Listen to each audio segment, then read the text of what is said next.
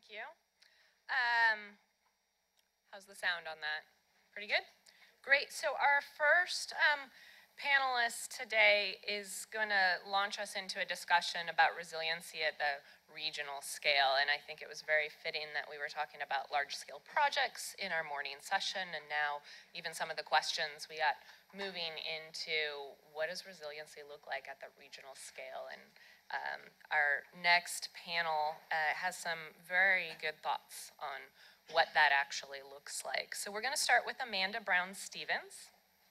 And she brings a wide range of experience to the role of Managing Director of the Bay Area Resilient by Design Challenge. And most recently, both at the Trust for Public Land and a private consulting firm, she has helped cities, counties, school, and park districts throughout California develop and pass public finance measures, raising hundreds of millions of dollars in new funding for conservation, parks, and other essential infrastructure. So we've had a diversity of panelists and their background, and she holds a Master of Public Policy from UC Berkeley. And please welcome Amanda.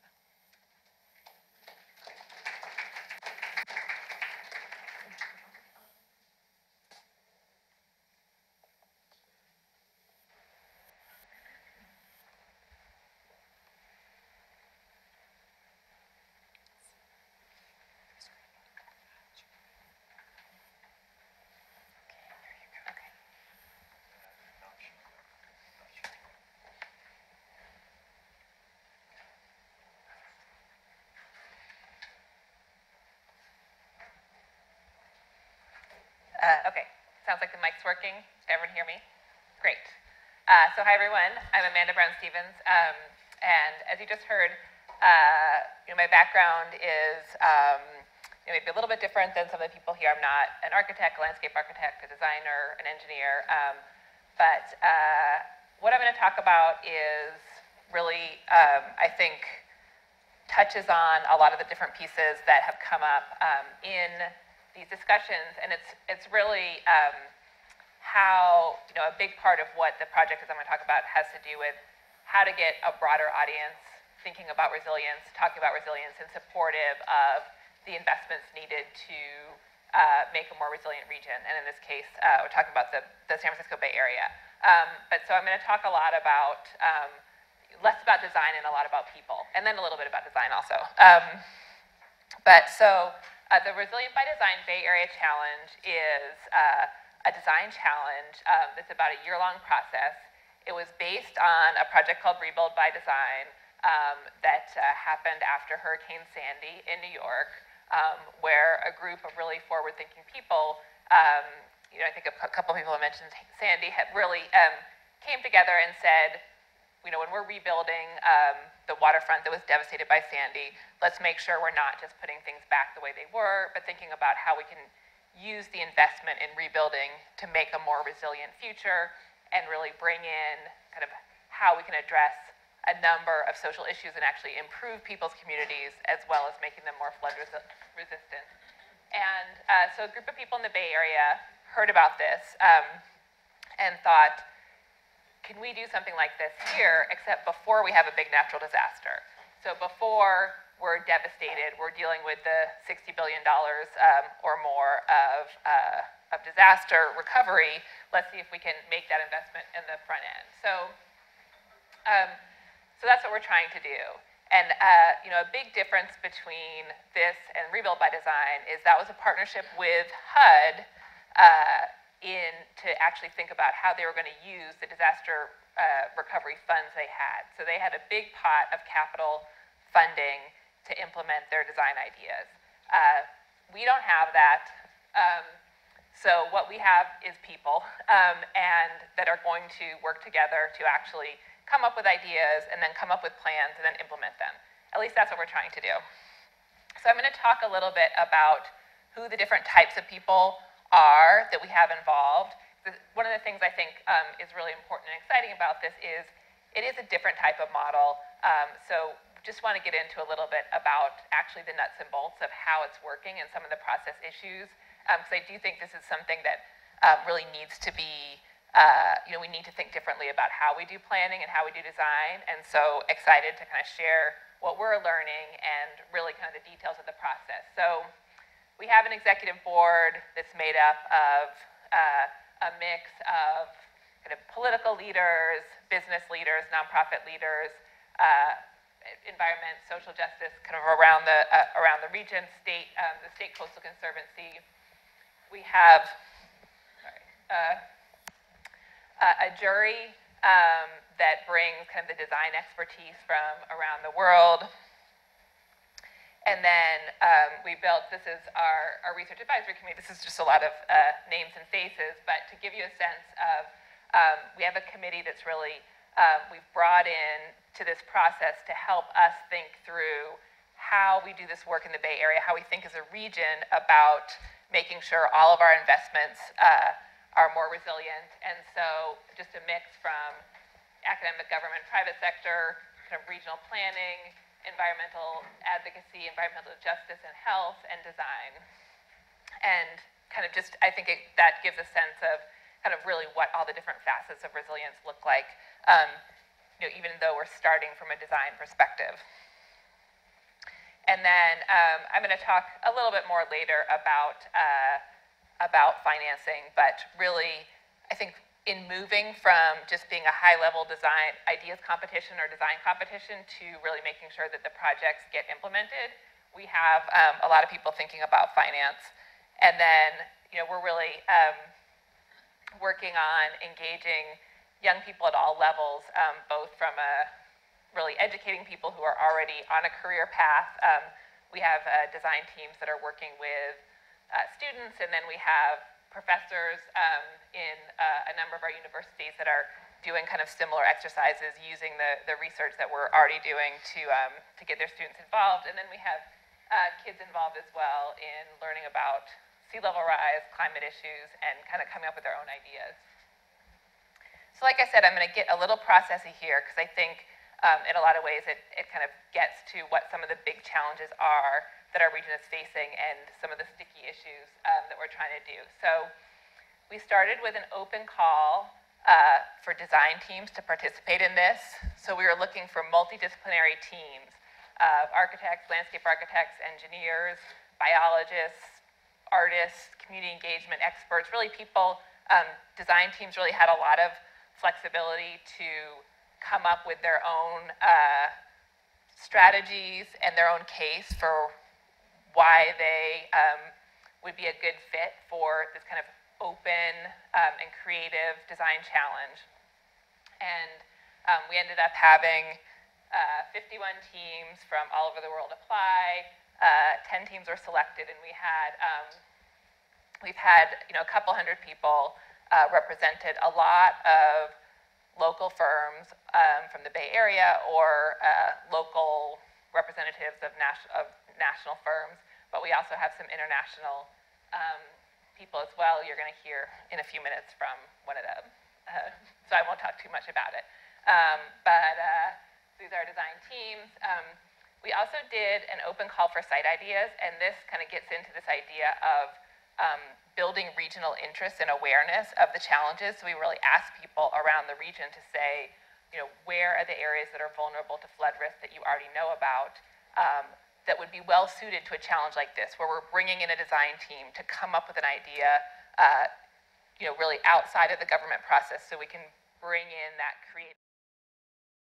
And talking to the design teams to kind of figure out, even before we started, and why they would be interested in this, because in a lot of ways, we're asking a lot of the design teams. They do get a stipend to participate, but it really is a labor of love to do this. And so the people who wanted to participate really talked a lot about the ability to bring their creativity. A lot of people go into fields like this because they're creative people, and often in a lot of the work you get, it's kind of, here, we need this building, design it, and there's a lot of parameters already existing. And so it's a very open process, so it's not for everyone, but I think the teams that do well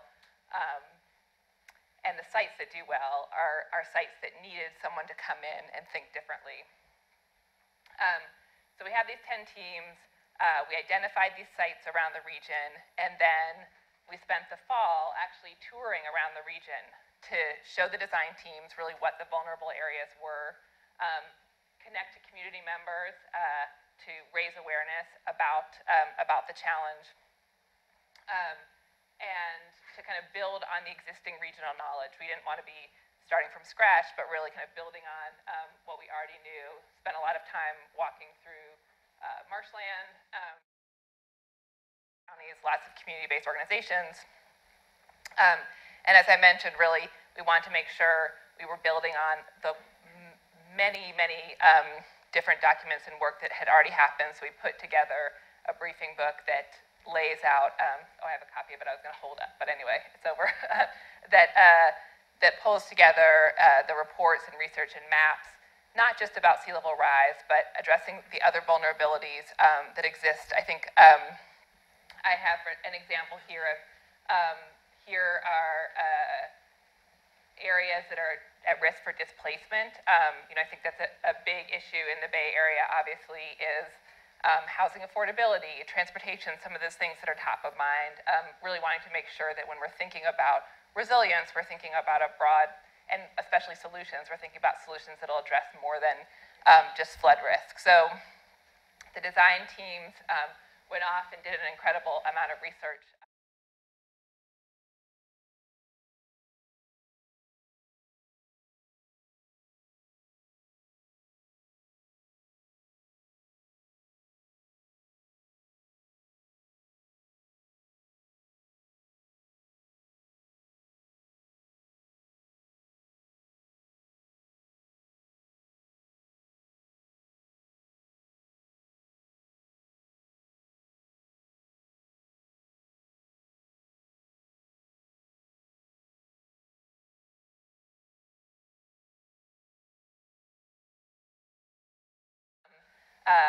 In more urban areas, some that really address some of the governance issues, a mix of geographies, or cross, we know that flood issues don't really follow boundaries, whereas be the very local level, city. So thinking about health. And in this phase, challenge between now and May, the teams are actually working with local communities. And I put in some examples of some of the teams' initial ideas and the places they're matched with to give you a little sense of kind of the types of ideas people are starting out with in these high level. This is David's, he's going to talk in a few minutes, so don't read too much about that yet.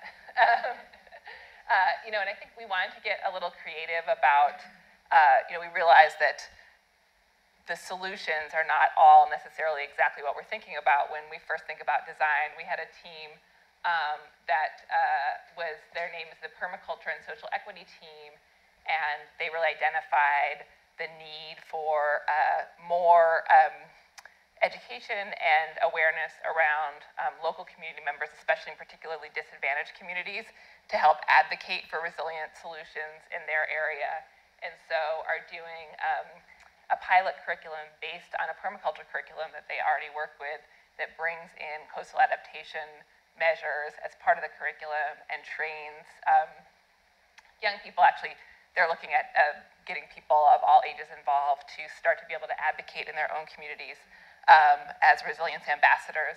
And then, like I said, we have a mix. This team in particular, although we have some that are really thinking a lot about the mix between the urban and the Bay Edge, we're also have a team that's particularly focused on sediment issues, mud issues in the Bay, bringing in sediment and thinking about how we kind of increase the living shorelines and use these nature-based solutions to actually reduce flood risk while enhancing habitat and other benefits.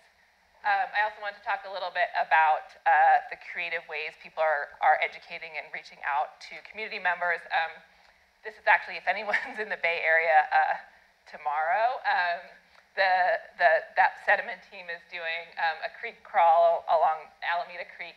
I'm not 100% sure what a creek crawl is. I don't know if it actually involves crawling, but I guess we'll find out. But so, another nice thing about this process is it allows us to get creative about how we're engaging people and raising awareness about this challenge. I also added a couple other pictures of how we're doing engagement. This is David's team rented an old bank, including a bank vault, to on the and I hope I'm not stealing your thunder, but in South San Francisco to just right along the main street. So just to kind of connect with people that that don't already know about it. And then again, we have students that are building their own models. And then I wanted to just get a little bit a glimpse of the design. This is just a high level of the team in San Rafael, kind of what their process is, to show you just, a lot of people say like, well, what are the teams actually doing, and what are they addressing? And so it really is kind of looking at how all these issues are interconnected and how we're thinking about resilience to flood risk and sea level rise, but how it really needs to be connected to all the different challenges that a community is facing. And they're trying to, again, in a very short period of time, dig into those. So this is just a sense of like they're taking each of those things, thinking about who needs to be involved, what the needs are, who's going to take it on in the future, because at the end of May, we'll wrap up this phase of the challenge. We'll have these design ideas. The teams also have to put together an implementation plan, including what the next steps are to really make these projects a reality. So this is kind of all the different things here. Again, another creative idea for engagement. They're working on an art car, basically.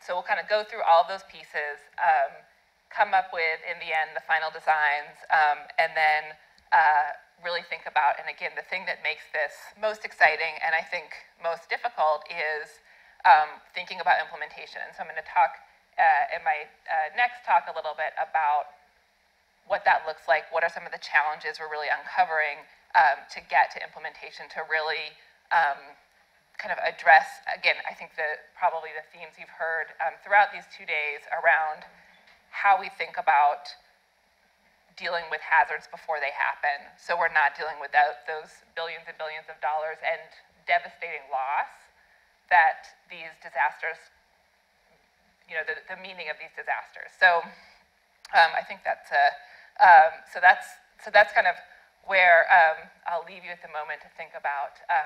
We have these great ideas. We're bringing all these people together. Our next challenge is how we use that momentum to really make on-the-ground change in a way that positively impacts people's lives.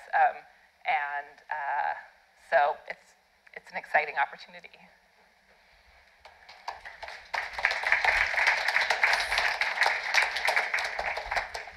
Okay, thank you, Amanda. Let's get set up for our next presentation here.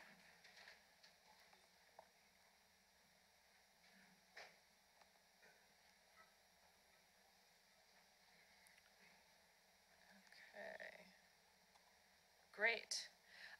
So as Amanda mentioned, our next presentation is by a participant in the Resilient by Design. So David Tickle is a principal and an urban design sector lead at Hassel, a leading international design practice with offices in Australia, Asia, the UK, and San Francisco. He's been involved in the design of significant precincts and infrastructure within a number of global cities over the last 20 years, working with global urban design teams. David is responsible for ensuring Hassel designs are delivered exceptional urban places. His team's committed to really unlocking the full design, economic, and social potential for cities. A lot of the things we've been discussing today. And he himself is multidisciplinary, has a graduate degree in urban design and an undergraduate in architecture. So please welcome David.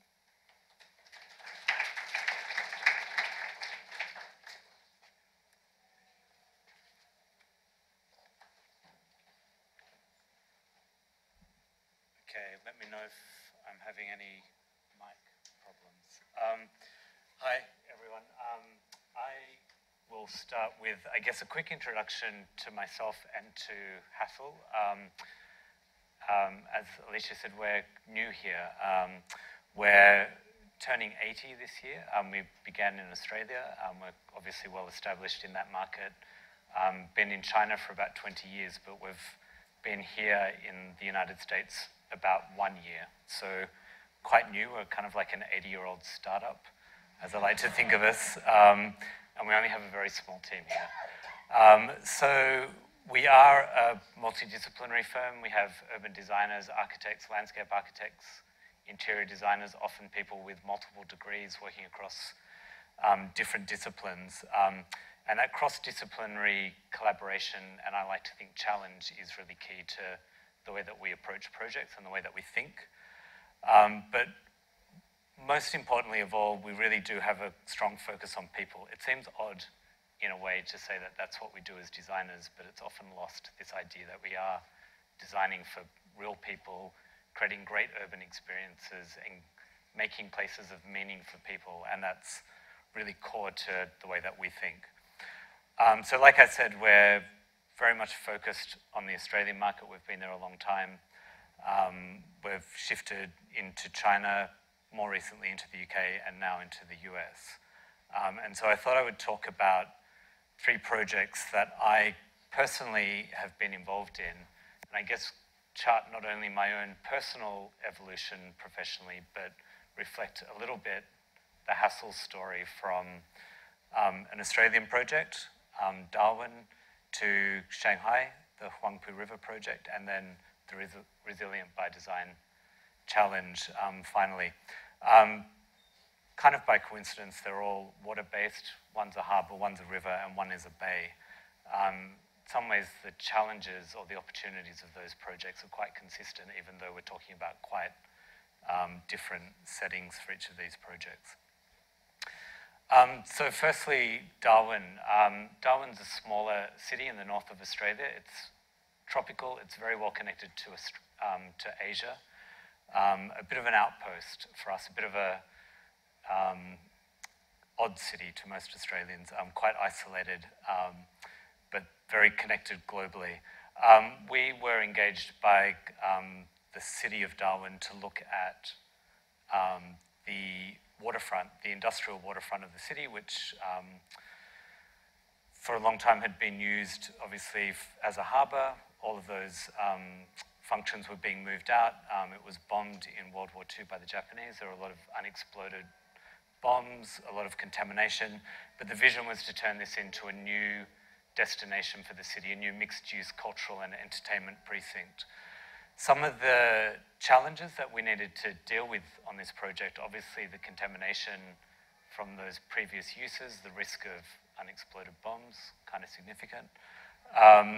One of the big issues here was the immense tidal variation within the water. So 6 meters, which I think is around 20 feet, each and every day the water would rise and fall, a lot of the time exposing a large area of mudflats, incredibly smelly. So not a great place to create the new destination of the city. And the third big problem, I think you'd be disappointed if I didn't come to you with an Australian project that involved dangerous wildlife. So in this case, for most of the year, you can't swim in the water because 6 months it's crocodiles, and 6 months it's a particular type of jellyfish that if it stings you, it kills you. So for a tropical city where people want to be near the water and in the water, this is kind of a challenge to make this an appealing destination. I guess our main solution, and I guess the big thing that unlocked the potential of this project, was to actually contain a water body, to create a seawall through the middle of the harbour, which in some ways ecologically is not a fantastic idea, but given all those major challenges, it appeared to be the only solution. So by containing a body of water which could then be naturally flushed through that tidal movement each and every day, we were able to create a whole lot of waterfront space which could be used for recreational, entertainment and other uses as well. Around that water body, we clustered a whole lot of new destination type stuff. And we created, I guess, an urban structure for this place inspired by the idea of the Finger Wharf I guess the analogy was the idea of when you put your fingers in water and that kind of sense that you get from being closely in contact with water. We could reflect that in the form of buildings. What that also did enabled the street grid of the city to continue into the site, so view lines from the city itself all the way through to the water, to really get that sense of connectivity within the precinct, but then within the city itself, through the site and to the water itself. So very much a big focus on visual and physical connectivity with water, and the creation of a whole lot of program around the water for walking, swimming, kayaking, a whole lot of things that could occur around that water body. I'll then move on to the second project, so looking at the Huangpu River in Shanghai. A few years ago, we were approached by the city of Shanghai to look at about 15 miles of waterfront on the eastern side of the river. Their main challenge here was that this was, again, a fairly polluted, contaminated waterfront, a lot of industrial use, but they had an aspiration for this whole water edge to be opened up and to be made much more public, that people could walk along the water edge, that they could, I guess, have contact with the water as well. And so they asked us to explore what the ideas might be for that part of the city. We thought, given the scale of the project, it was important to really zoom out and to think about the whole future of the city. So while there was quite a clear brief around connectivity, around creation of open space, upon that we laid a few other considerations. So thinking about the fact that Shanghai currently really is an emerging global city, it's not yet a global city.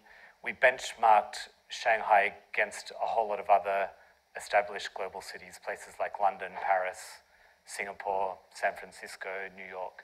Thought about all of the different measures that make those cities great places to live, the kind of cities that attract talent, attract investment, have the best city brands, and the things that contribute to that presence globally.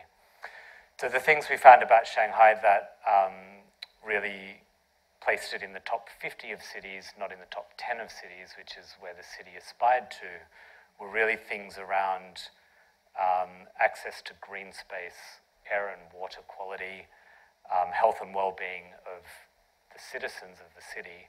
So we thought we really needed to address those things first and foremost, rather than simply just this idea of creating a waterfront promenade. So we thought about the city and the nature of the city. 25 years of Shanghai's development has all been about economics, about investment, about creating this amazing futuristic skyline that really grabbed the attention of the world.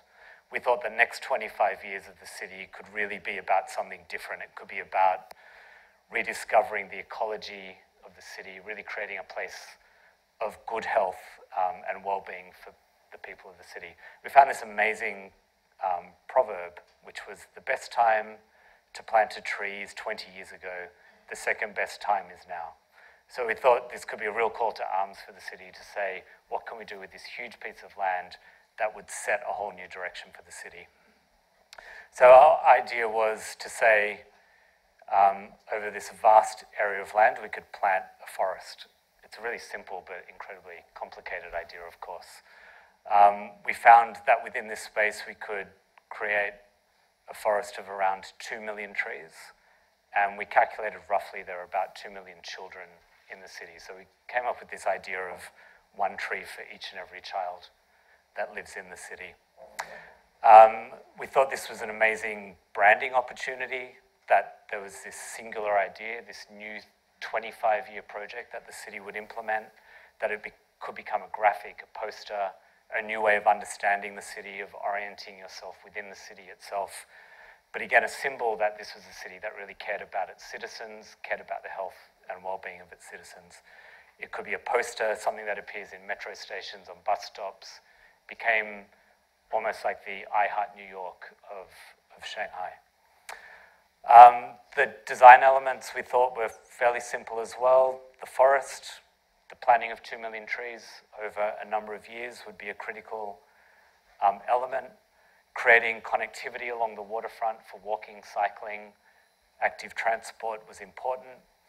we had the idea of, I guess, a continuous thread that at times would need to really, I guess, leap out over the water or closer to the water because there are a number of hurdles to overcome: existing land ownership, waterways, industrial sites, those kinds of things, and this looping system could leap up and around those things, I guess, to give people an experience of the water. We discovered early on that the waterway is so absolutely polluted, any idea of getting close to the water and touching the water would be terrible and would not be really about health and well-being. So we thought it was more about your experience of being beside, on top of, close to water rather than being in contact with water itself. The third element, the markers, again, over the vastness of this project, we thought that there would be a need to have points of orientation along the journey, but that these markers could also become places of community program. So we mapped all of the schools, all of the community uses, transportation hubs, found programs that weren't able to be accommodated within those facilities, and found space within this system of markers to be able to have outdoor classrooms and those kinds of things. And then finally, within this forest, this singular idea of the forest, we'd have around 200 destinations created, from big scale event spaces within the city to smaller, more intimate, more ecologically directed spaces.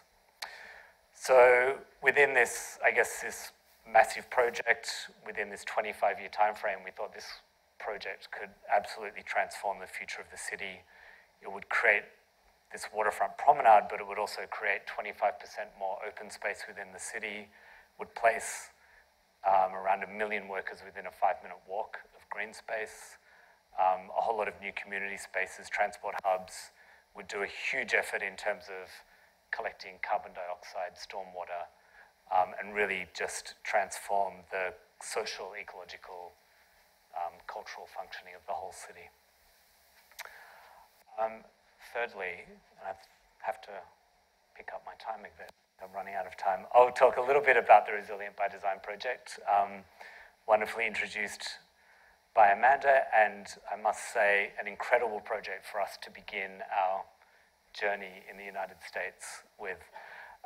So I guess through this 4-week process of site visits and meeting people and seeing a lot of the Bay Area, we really did start to ask ourselves a lot of questions. I don't really have time to go through all of these, but these are some of the issues that we thought were really critical ones for us to think about. Clearly, disaster vulnerability around the Bay is a huge issue, impacts not only on people, but on infrastructure. The economic cost of that multitude of disasters is significant for the city. Equally, social inequality and inequity, the inability for that whole regional system to share the wealth equally amongst all people in all parts of the Bay, we thought was a massive issue. And in particular, some communities, and in particular at-risk communities that tend to be quite close to the water and quite close to vulnerabilities of climate change, but not necessarily benefiting from, I guess, the lifestyle or amenity benefits of being close to water. Finally, something Laurie mentioned this morning, this issue of coordination across the Bay is a big one. A lot of different counties, different cities, transit operators, a whole lot of things which aren't being very well coordinated. We thought there was an opportunity to, I guess, have some thoughts about how that could work a lot better. We were also inspired very much by some of the disaster response systems already in place and whether those things could be translated into more permanent urban ideas and projects. So the way that the response to the earthquake of 100 years ago or the forest fires of 1 year ago looks remarkably similar, and the way that public spaces are used to really get the city back on its feet after these kinds of disasters. We also think some of the systems around use of community buildings, around water transport, those kinds of things were inspiring as well.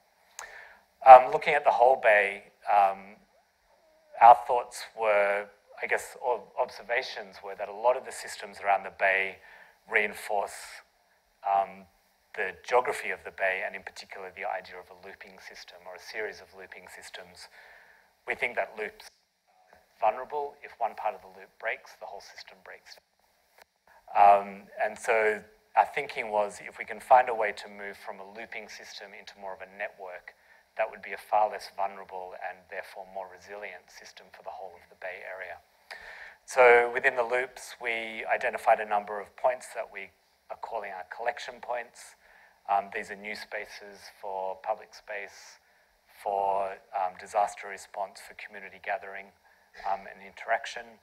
We start to connect those points of collection and then ultimately create this more networked system of collection and connection points, and that forms the basis of our thinking and helps us to, I guess, create spaces for community, create spaces for water, but then also spaces for disaster response.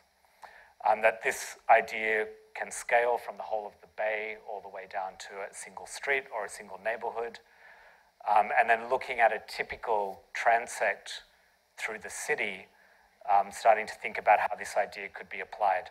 So one thing we observed was, I guess, the vulnerability of the Bay edge and the spaces close to the Bay, the inability for water to go anywhere but to flood into neighborhoods and into pieces of critical infrastructure, such as airports, water treatment systems, industrial areas, and that some of the solutions might be to think about this whole ridge to Bay transect and how we could start creating space not only at the Bay but at the upper parts of that transect as well, to really start collecting, slowing down water flows and ensuring that we're not flooding into all of those neighborhoods and pieces of infrastructure. So a big emphasis for us is around some of those historic main streets that run through the Bay, but then also a lot of the creek lines which have been channelized and covered over, and how we could start to re-establish more natural systems along those waterways. We identified around 50 places where this kind of system could potentially be implemented. We proposed 3 as potential projects, and then we were paired with South San Francisco, which, to be honest, was our preferred. So we're very happy to be looking at South San Francisco. So the airport is just here. There's a large area of industrial land, a lot of infrastructure, rail, road, and BART all running through this part of the city. A really great historic main street which runs through this area, and then a whole lot of creek lines, some which are interrupted, disconnected, covered over.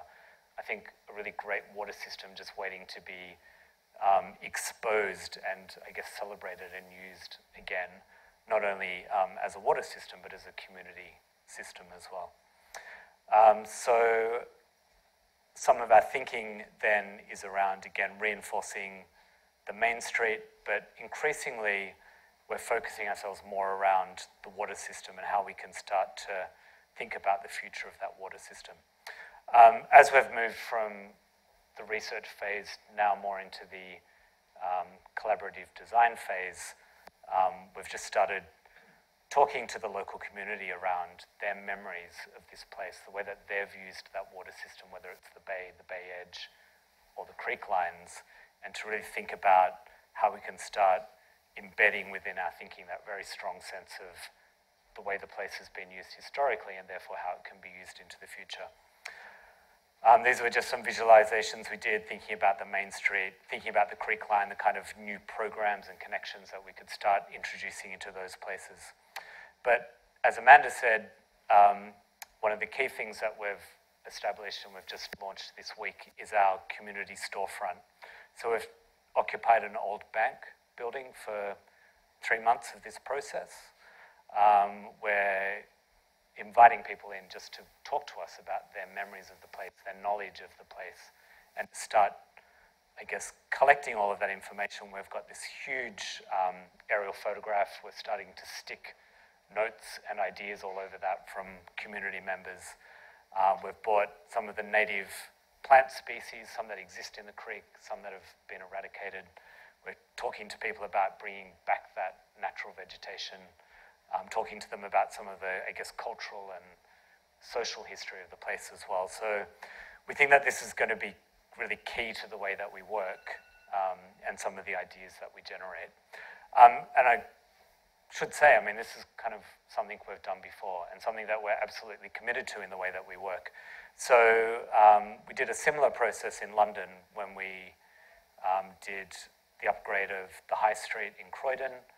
Very similar idea, a shopfront where people could just drop in, talk about ideas, see the design team working, contribute ideas and really challenge some of the thinking as well.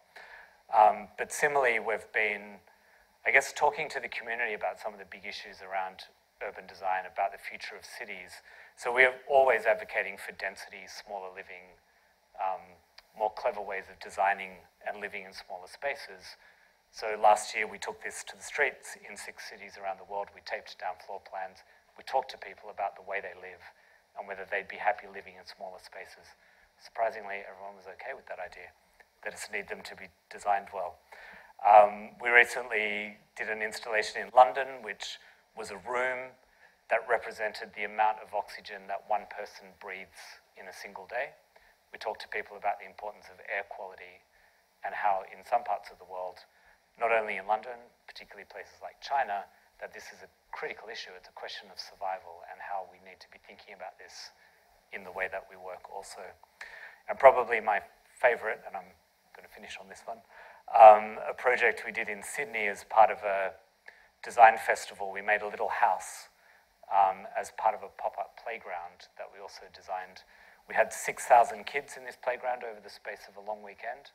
We got them to come into this house and talk to us about their perception of the city and their ideas for the future of the city. It was incredible. I just thought this would be, oh yeah, fun thing to do. Kids are fun. They'll come up with some cute ideas.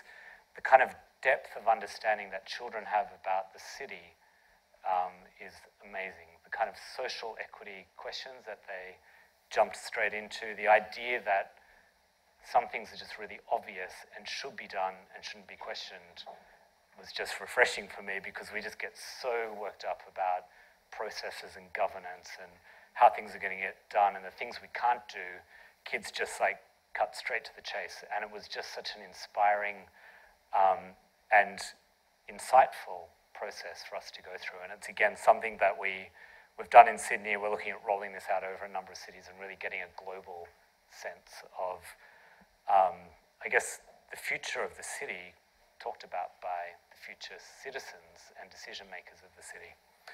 So I think that's where I'll leave it. Thank you. Look forward to the discussion and hearing questions.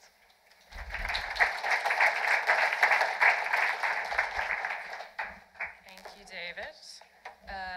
So our next presenter is Steve Modemeyer, who's a principal with Collins-Warman. Great. Let me just get you queued up here, Steve.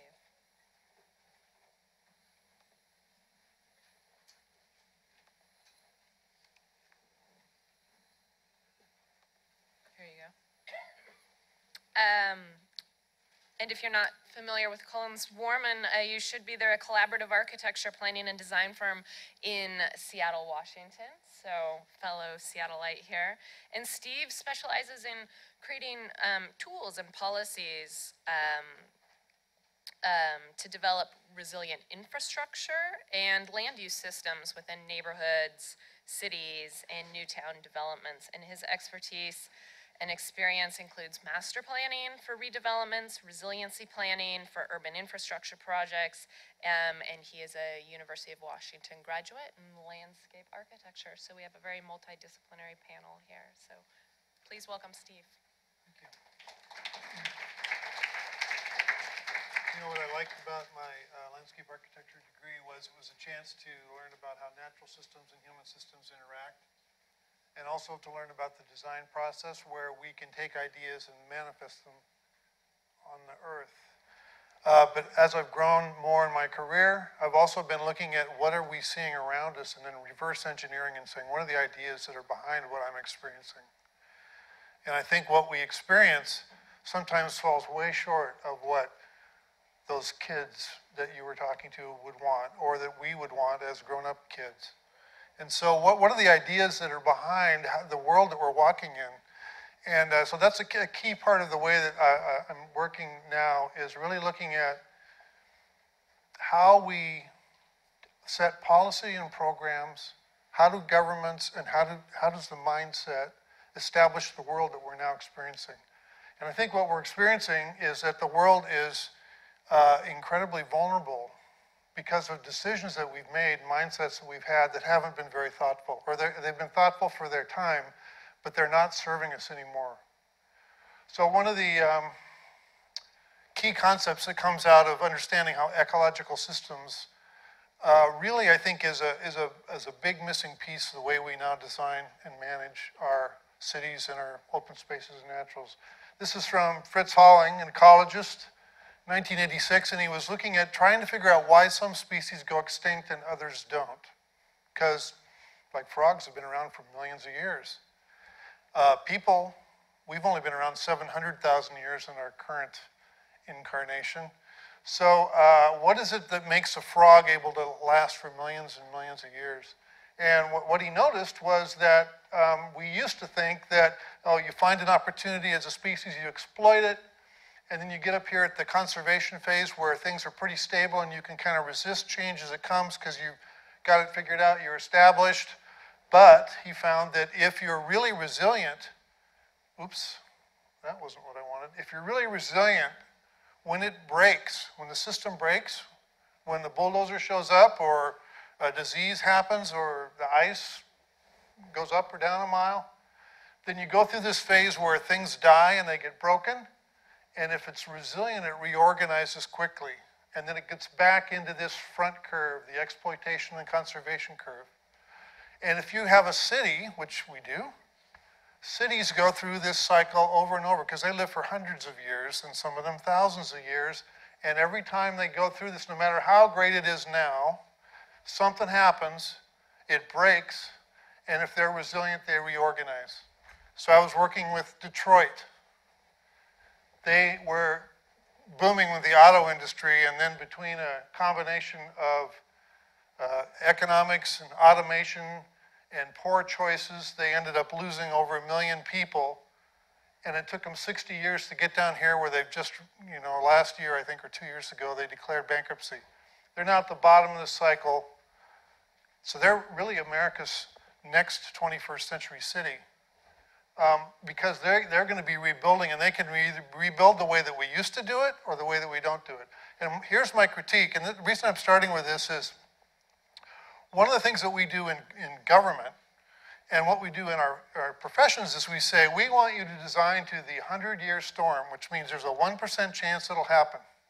So we'll issue, to the earthquake in the 500-year return period, whatever it is, and then we have our design teams go out, design a system that goes to that, and we say, well, the chances of it breaking are pretty low. And if it will break, it'll probably be in the future, so why worry about it? But if we actually are really designing cities or buildings for life, we actually have to realize that there's also this release and recovery phase. And so if you're really going to be resilient, we need to design for the whole cycle all the way through. So even if we're doing the 100-year storm, the 1% chance, or the 500 return period, our design teams ought to be being directed to and asked to come up with a solution, whatever the most cost-effective solution is that gets me this, also get me the one that makes it easiest and quickest for me to recover. And we don't do that now, which means that we've externalized recovery to the survivors.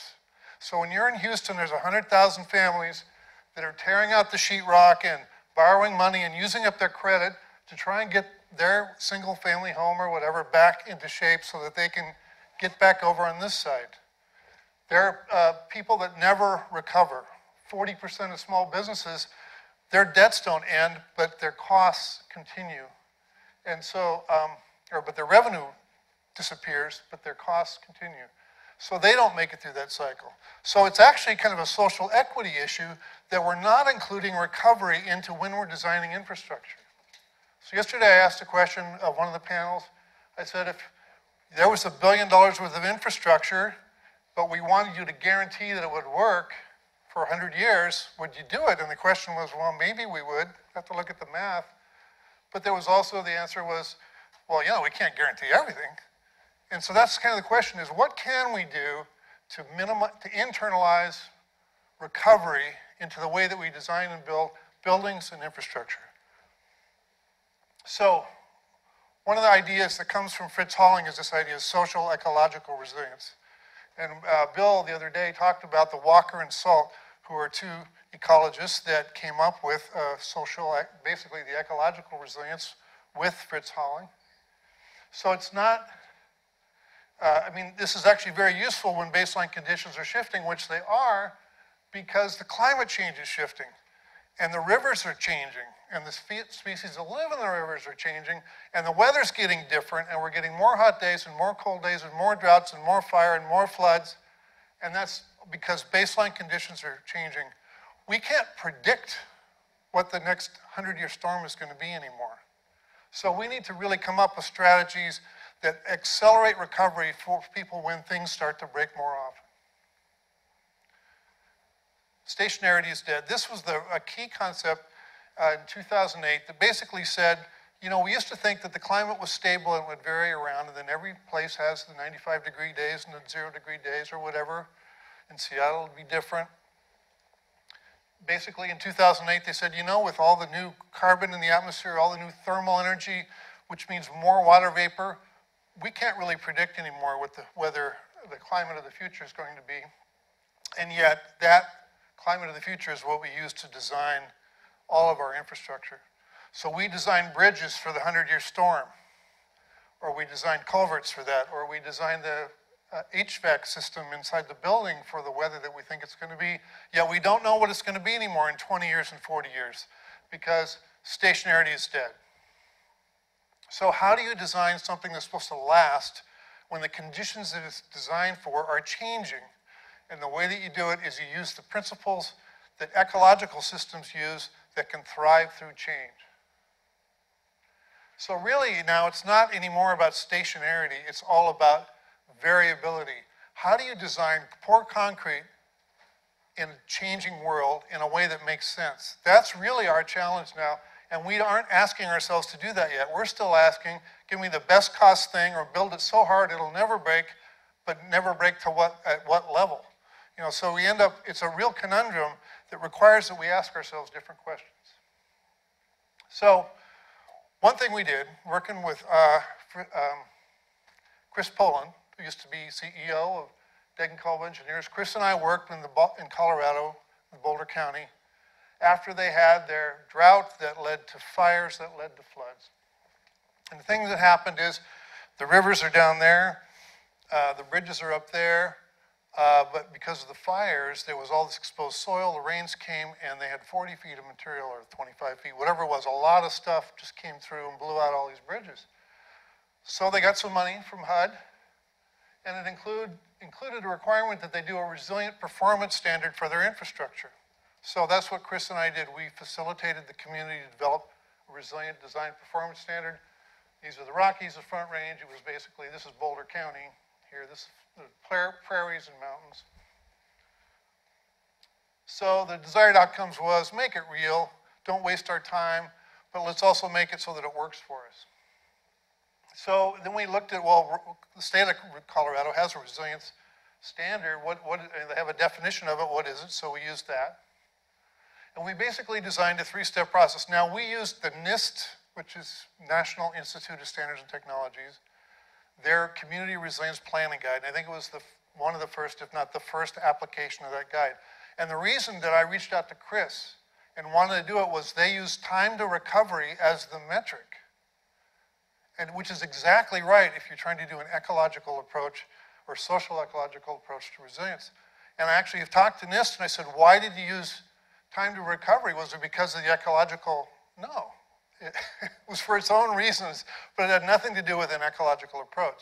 But I'm now collaborating with NIST on writing projects in various ways so we can link this thinking into their future work. So anyway, we did a three-step process. First, we figured out what performance goals, basically how long is it okay for stuff to be broken? And then once it is broken, what are some ways that we can design it so that it will recover quickly and not be expensive? And then once a design team does that, let's say we figured out we want it back in a month and we're going to use these strategies, then you have to write a business case and show why your strategy is the best one, or that you explored broadly what the alternatives are.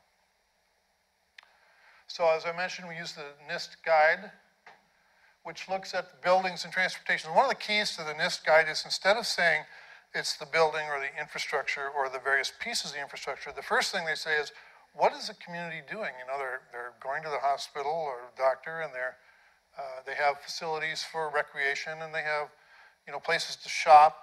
And so they kind of go through what are the functions of the community first, and then they ask the community, how long are you okay with schools being broken? And in Boulder, they said a month. How about, you know, a park? Well, actually, they wanted them quicker because they go there to get over the disaster.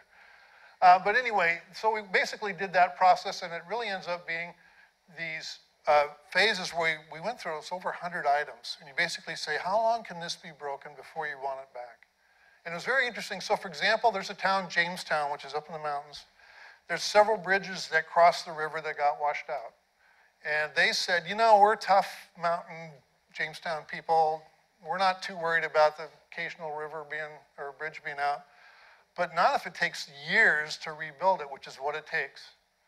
Because the bridges all got blown out, but they were, you know, 25 feet above the creek. They all need to be built 40 feet above the creek now because we're going for the 1% chance, which means they have to redo all the roads, which is this multi-year process. They said, if you could fix the bridge in 6 months, we wouldn't care if it went out every 2 years or, you know, every 10 years, which is different. It's a different standard that actually gets the community what they want, and it turns out that would have been a whole lot cheaper than rebuilding all the roads and other bridges. Why not build bridges that are designed to break, where you've got spare parts that you've saved so that you can go back and do it? So when you add in recovery time, it doesn't make it more expensive. It actually makes it more creative, and it helps you tap into a lot of these ideas that we've been seeing. So that's the advantage of this kind of an approach, which I will stop going through too much. But one of the key things that happened is this woman from the Department of Local Affairs, DOLA, the state, she said, at first she said, you guys are just going to make everything so hard because, you know, to make a bridge come back in 6 months, it'd have to be 60 feet up or whatever. And we said, no, we're going to integrate sustainability thinking and creativity in. So that's what this checklist does. It's an added to the NIST process, and it basically guides design teams, the kind of questions you would ask if you wanted more creative solutions that included recovery time and key community things that are important, so priorities. So let me go to those. Basically, you have to get 19 out of 23 in this one to have your project move forward. So we used the state's priorities. So one of them was that we want co-benefits. Any project really should have multiple benefits.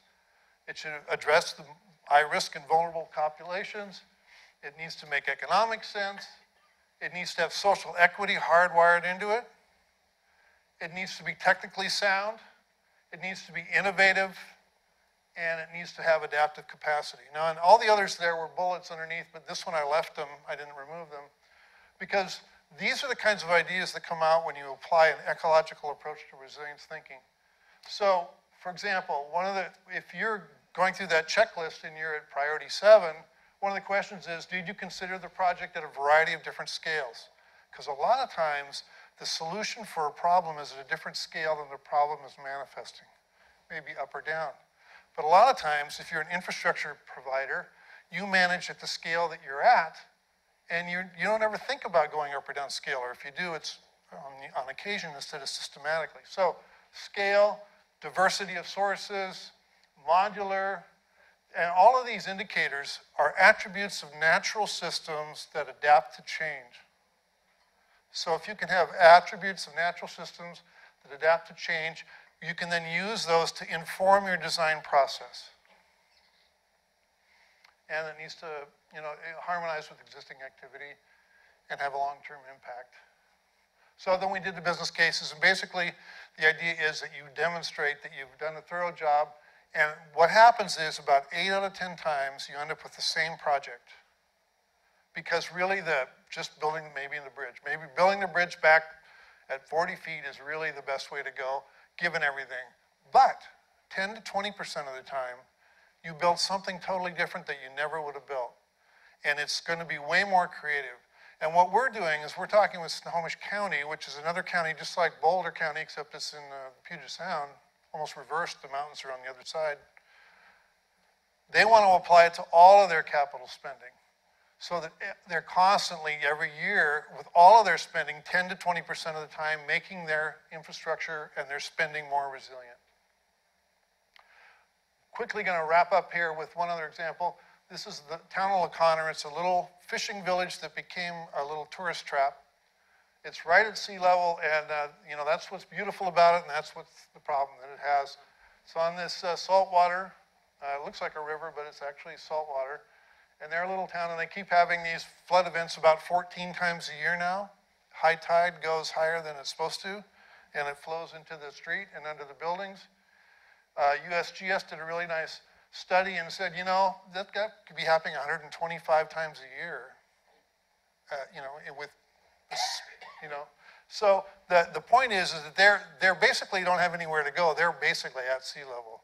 So what are they going to do? And what they were doing was worrying about it and not knowing what to do. So we did this design charrette with them, and we basically started off with a charrette, and we said, look, it's already happening. It's not coming in the future. Storms are making it worse. It's going to start lasting longer and longer. Now it might be 2 hours. It could be 5 days in the future. We really need to kind of figure out how to deal with this. But we have the tools to do that because we're humans. We're adaptable. We're flexible. This is what we do. So we started identifying, the community identified their values. They said, okay, this is criteria for success. If any idea services, we wanted to have these kinds of, be affordable and feasible, et cetera. And what they came up with was, and there happened to be a historic district, this is where the water comes in, it goes under these buildings, floods into the street, and then goes down. They basically, one of the two strategies is to put them on floats and anchor them so that literally they will float up and down. They'll still be there, they'll still be the historic buildings, but they'll be basically steel and they'll be amphibious. This is their long-term strategy.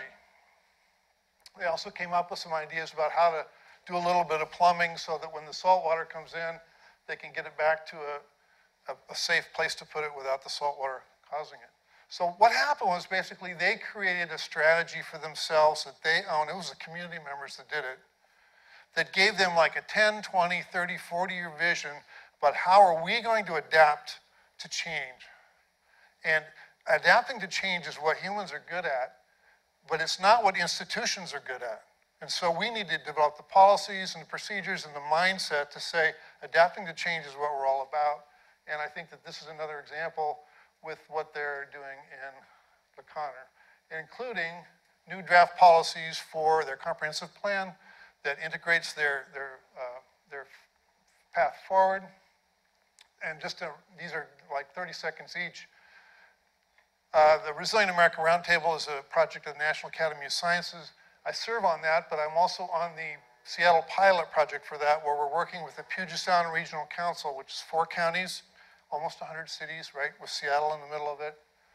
And we're doing a resilience pilot, and we're looking at regional policies that would nest under growth management and enabling local governments to really start stepping up for their own thought about policies. And they're also looking at new guidelines and criteria for how transportation projects get funded, so that if you bring one in that doesn't think about all this stuff, you're not going to compete as well as one that does. So you start changing the way the money flows and you start changing the outcomes. At the state level, Washington State also has a public trust fund that it loans to small communities to finance infrastructure. They're starting what's being called value planning, basically pre-planning to think more broadly. We can help work with that to happen. And then there's this project, which is a project of our company for high-rise housing that's super duper resilient, sustainable. This is the beginning of the next one after our break. So thank you very much.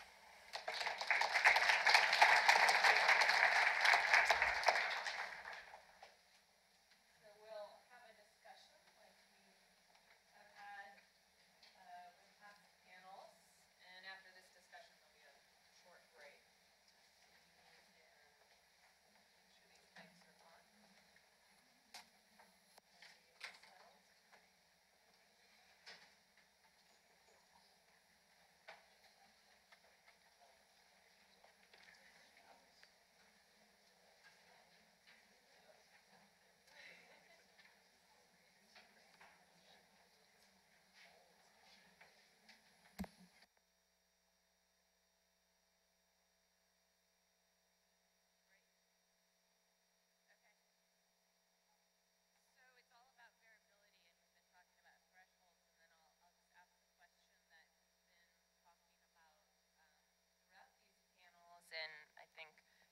mentioned it just in the last panel. So the Resilient Design Institute is the starting point of a definition that we've been talking about these last 2 days. Resilient design is the intentional design of buildings, landscapes, communities, and regions in order to respond to natural and man-made disasters and disturbances, as well as long-term changes resulting from climate change. So is that enough? Does it need edited? How might it be edited? I didn't see anything about variability in there, perhaps. Lori this morning was talking about design with nature. Is the definition enough to get us to design with nature? Or are we designing back to our status quo? Paul, I think it was, this morning. It's on. And now this one's on. Said that, resiliency starts and ends with security in talking about educational design. So what in the definition might need to be altered so that isn't the case? What are your thoughts, panelists?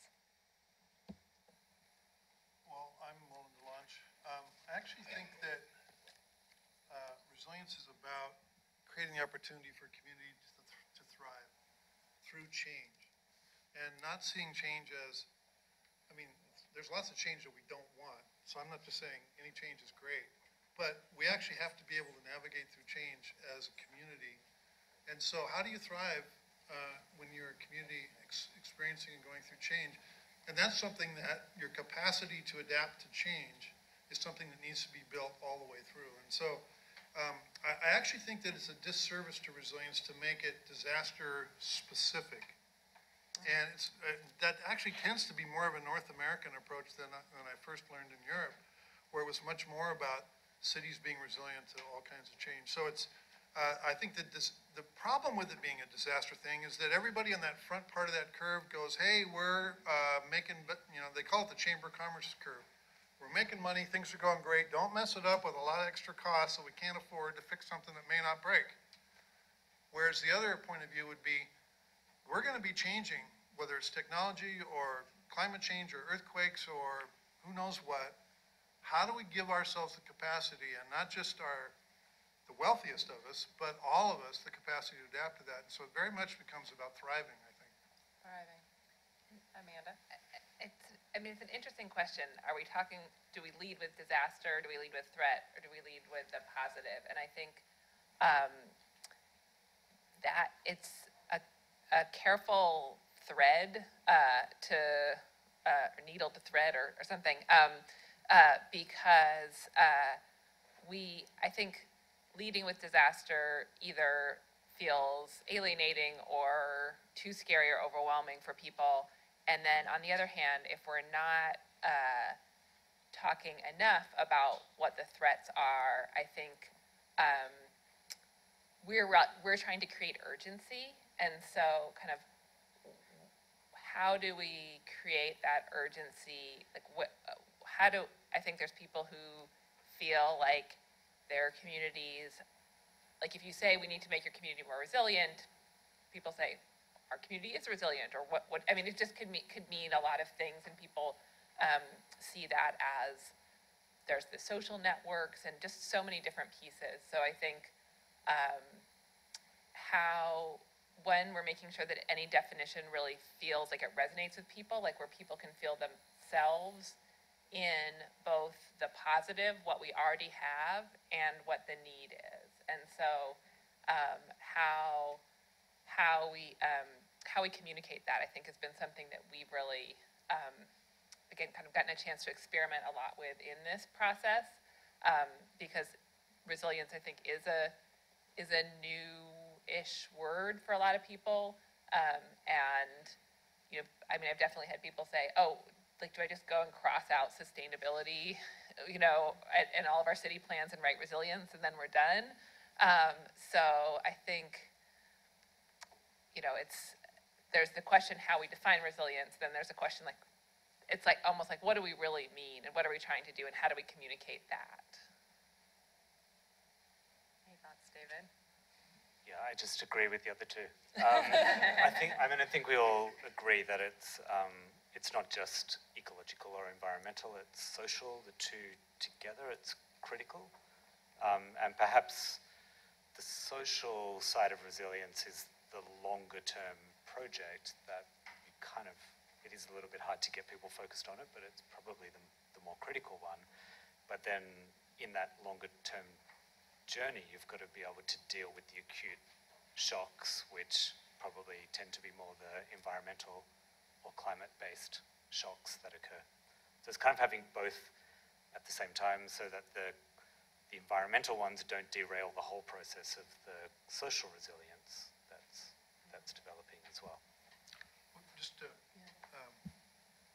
I think, when I'm talking about reverse engineering the outcomes that we get, by picking a design storm for the performance standard, we are externalizing recovery to the survivors. And that ought not to be okay anymore.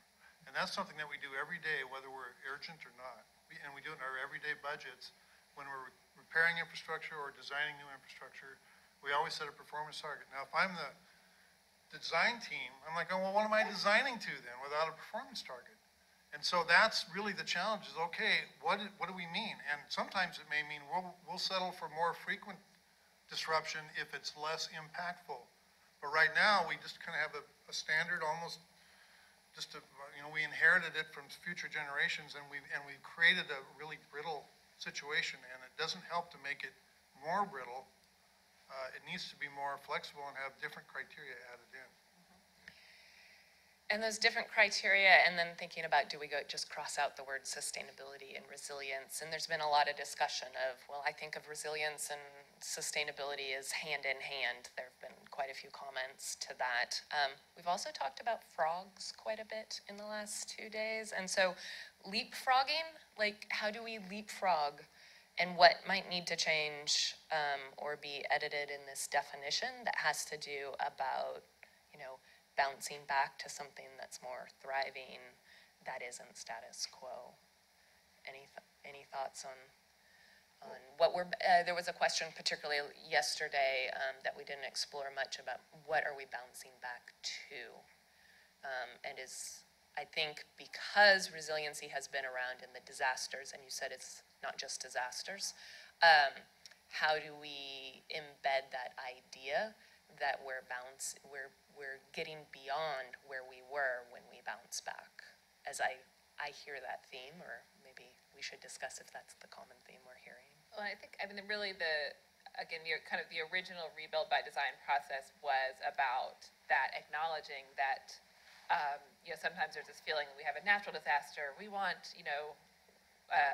then there's a little bit of this, man against nature, like we're gonna go back and put everything exactly how it was and show the storm who's boss. But I think, instead this was an acknowledgement that doesn't make sense. And I think we've seen through a lot of these presentations, when we try to take land back from nature, nature will then try and take it back in often a very successful way. So how do we think differently as far as when we are rebuilding from disaster, and how do we, and that means thinking in a more open and creative process.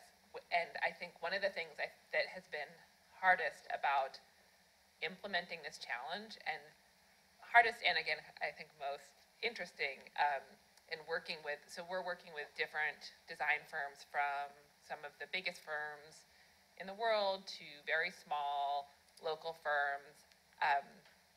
And I think at different, the different types of firms can really thrive in this process if they are excited to embrace that openness. And, but most corporate firms, that's not really what they're used to. And again, it's really, it's hard to say, we have this design challenge, we want you to design resilient solutions. And then people say, the first question I got a lot was, what's the number? Like, how many feet? How many feet are we designing to? And we did this whole symposium at the beginning about how sea level rise, you can't really measure it in feet. That's not how it works. It's not like you're like, well, we're 6 feet, so we're done, because you have the waves and the storm surges and the groundwater and all these things. So it's really just a much more dynamic question. There is no answer. And that is that is different than how we generally tend to think about design. So how do we push, and as as students and as you're learning, how do you keep that dealing with uncertainty and coming up with creative ideas when we know what we're doing now doesn't work? And I think that is hard and also exciting. It's really the challenge for this generation of people dealing with architecture and landscape architecture in the climate adaptation world is we need to definitely be able to think differently than we have before. I kind of consider myself more on the government policy side. That needs to change as well. So how do we kind of do that hand in hand where, the policies around San Francisco Bay around sediment and bay fill were made when people were filling in the bay. So there's all these very strict rules about putting fill in the bay. You have to get all these incredible amount of permits because, there was a plan to basically fill in the whole bay for housing. But now, if you want to actually bring in fill to build more resilient wetlands that will actually reduce flood risk, there's places you basically can't do it in a lot of places because the permits were made for a different era. So we need to be creative on that side as well. I was just thinking about that idea of leapfrogging, if I understand the question. Yeah. I think I think the lost opportunity to talk about these things in really positive ways, and I think optimism is such a powerful tool for designers in particular. We are meant to be the people who can create visions of a better future, and I think it's such a powerful thing for us to be using. One of the stories that resonated with me when we first got involved in this project, and we were doing a lot of research about the idea of resilience and the history of resilience in San Francisco, and particularly looking at the 1906 earthquake, the story that struck me was this beautiful description from a newspaper article about how after the earthquake, people just occupied parks and restaurants were set up and makeshift hospitals and wedding chapels. And I thought, who on earth is thinking about getting married after a massive earthquake when you've lost half your city? But to me, it suggested a real sense of the culture of the place to say, life just goes on. Yeah, we're going to get married. That was our plan. We were going to get married before the earthquake, so let's just do it. I think it shows a sense of resilience and optimism, and I think, to me, that's kind of driven a lot of our thinking about you've just got to assume and hope that things are getting better and that we're contributors to that idea of, I guess, a more positive kind of future. Right. It's hard to put that into a matrix, I know, but or definition, maybe there needs to be language around an optimistic and positive future and something of that nature. Yeah. Did you want me to talk about frogs? If we have another frog story, question, sure. Why not? I can take that. But speaking of optimism, and we have a bunch of students in the audience here or other professionals joining us, are there any questions that you have? Great. We have one. Yeah, one thing that I remembered when you were talking about thank you, I appreciate it. So one thing I noticed you were talking about with the resilience plan was that there's actually going to be a global climate conference in San Francisco in fall of this year. In fact, it's very important. And I was wondering, since that is going to be in fall, does the resilience plan really have anything in plan to pretty much show this is what we can do in terms of green technology, whether it be like preparing for the floodplains to get higher or get more deeply submerged? Has there been a lot of environmental aspects involved in the resilience plan? So yeah, I can talk. So yes, we have this global climate summit that the governor announced, and there's been a lot of I think time spent in the Bay Area trying to figure out what that is and who's actually going to be there and how to showcase all the great work that we're doing. And so I do think we're well positioned and working with some of the both state level and other leaders to be able to highlight. It's actually perfect timing to highlight the design ideas that come out of our design challenge, because we'll have our ideas and plans in place in May, and so definitely working with their team to figure out how we can highlight those plans. And I think, and really, the idea is there is really a suite of different solutions that, but really bringing nature-based solutions as kind of a first, the first most optimal way of looking at this, and that's something that I think is, at this point, really one of the exciting things about doing this work is you can look at these other benefits. The Bay Area is a place where we all live around the water but don't have a lot of access to the bay. A lot of the area around the bay is industrial, and so in thinking about using wetlands and horizontal levees and other kind of styles of barriers can actually increase the benefits to habitat and to recreation while reducing that flood risk. And I think that's something people are really open to, and even thinking about how to start measuring the benefits of those more carefully and bringing them into not just model projects, but really as a regular way we're looking at as a first look, rather than people don't want big walls and things like that. Or nature-based solutions. Great. We probably have time for one more question. Josh has a question. Sure. Oh. Later. Yeah. Yeah, one more there, and then we'll go to you, Josh. Go right ahead. Okay. So forgive me, this might be a little bit of a pessimistic take, but being in my thesis now, I've kind of looked or started to think forward kind of many years from now, thinking about where, the direction we're going with the climate as it is now. And so I'm kind of forced to question and want to see what your thoughts are in regards to at what point does resiliency become almost a sort of, how do I phrase it, kind of like stubbornness to stay put, to preserve what we do have as it stands right now. So I was curious about your thoughts there. So the question is about stubbornness to preserve what is in place versus retreat? Yeah, exactly. So with what's existing, taking resilient measures to keep it, albeit change for the better, at what point does that just become a sort of stubbornness to keep it at all, and not, in looking at how to, for us as a population still to thrive, how can we, is there a point where we need to thrive elsewhere? So there have been quite a few discussions in the different panels, and then maybe even the LaConner example of. Well, when I do my next piece, I'm going to talk about the difference between resisting change, adapting to change, and transformation. And I think you're kind of implying maybe we need to be transforming instead of protecting all this stuff that's already not helping us. So, and I think that's a really good discussion topic. I am going to talk about it in the next section. Yeah, I will say it's interesting because we are trying to come up with, inspire people to take action, because we don't have, the funding or the kind of levers to make people do things. And our teams have kind of tried to push this idea of different options, and managed retreat is a piece of it, and people freak out.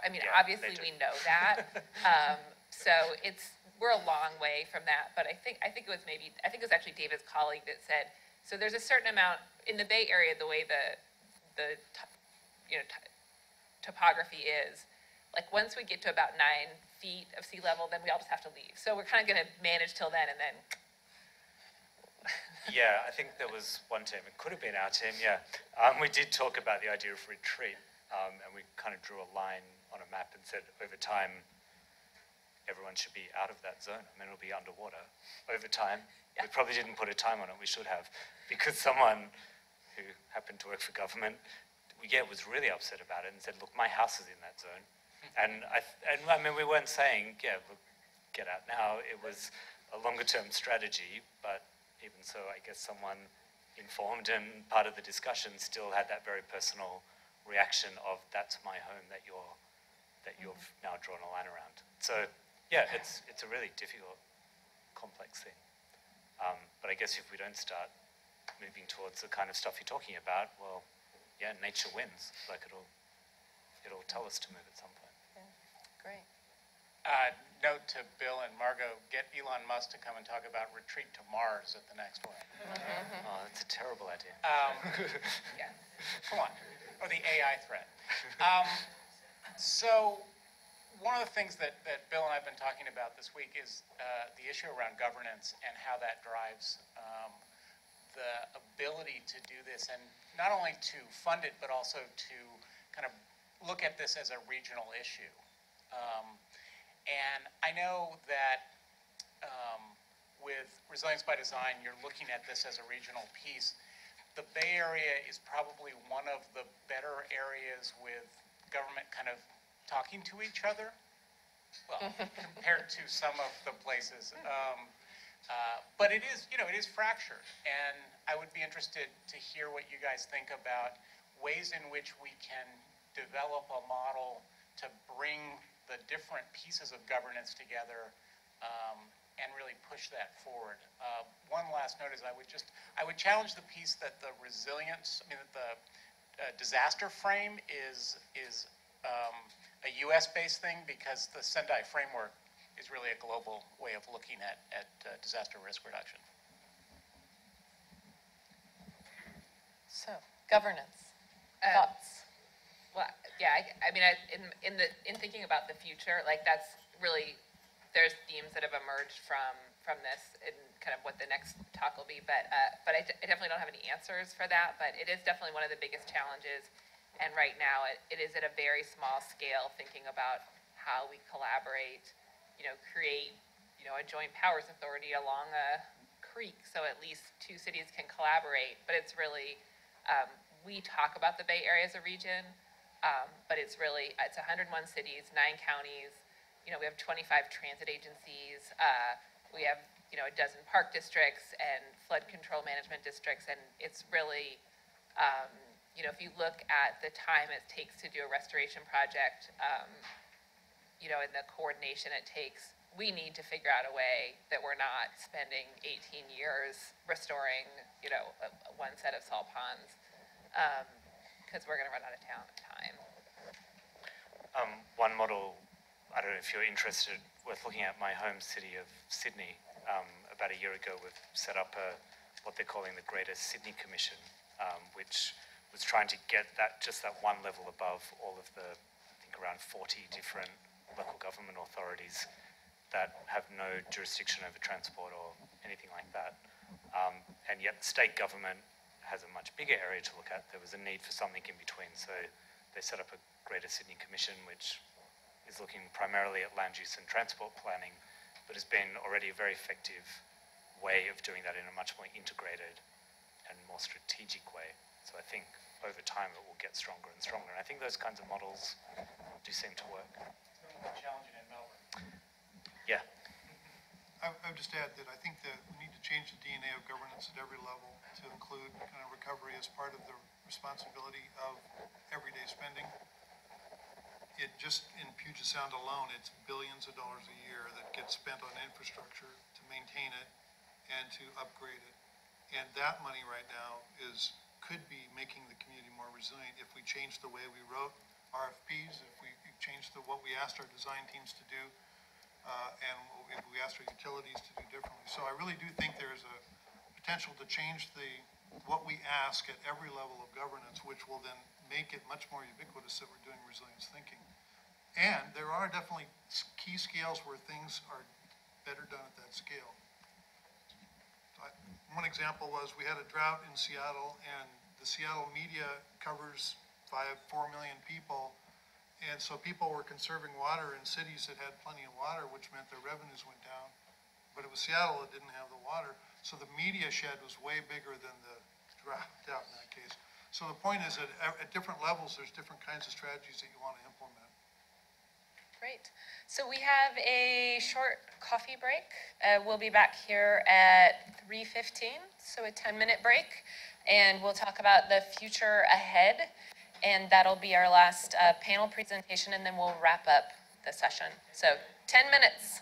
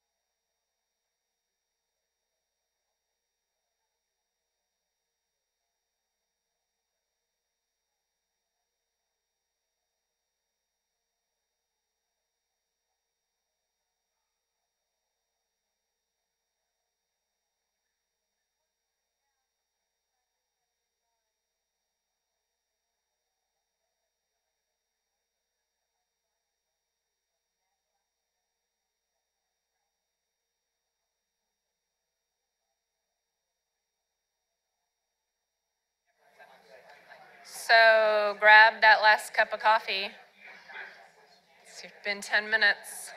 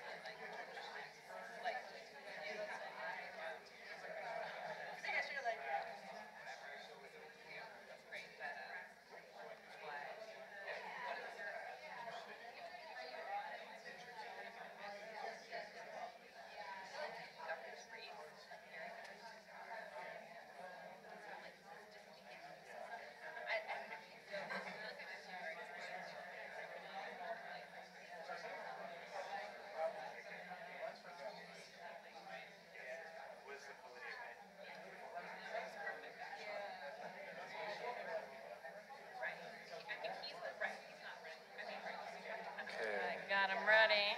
Do I need to put something else up though? Nope, I didn't see 3 though. 3 is this Right there? PowerPoint, yeah, so we're good. Okay. And we already tested it. Super. And yeah. Okay. It looks Oh, strange. This is Acrobat Yes. Pro DC. Yes. Yeah, maybe view. You trying to make it big? Yes, that's it.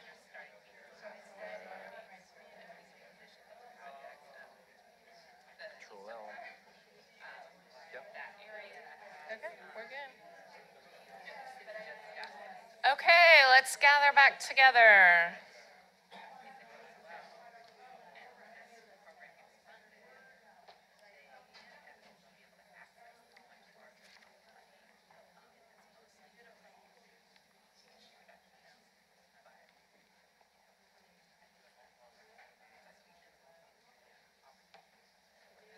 I know it's difficult in the afternoon.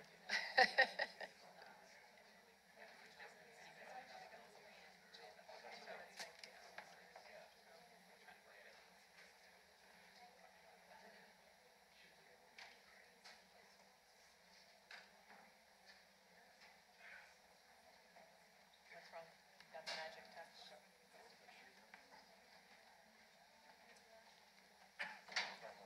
It may be power? Did they power off? Okay, reinforcements are on their way.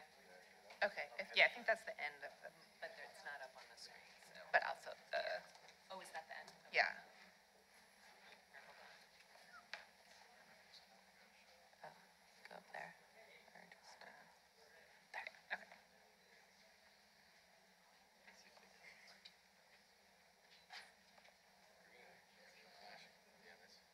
Good.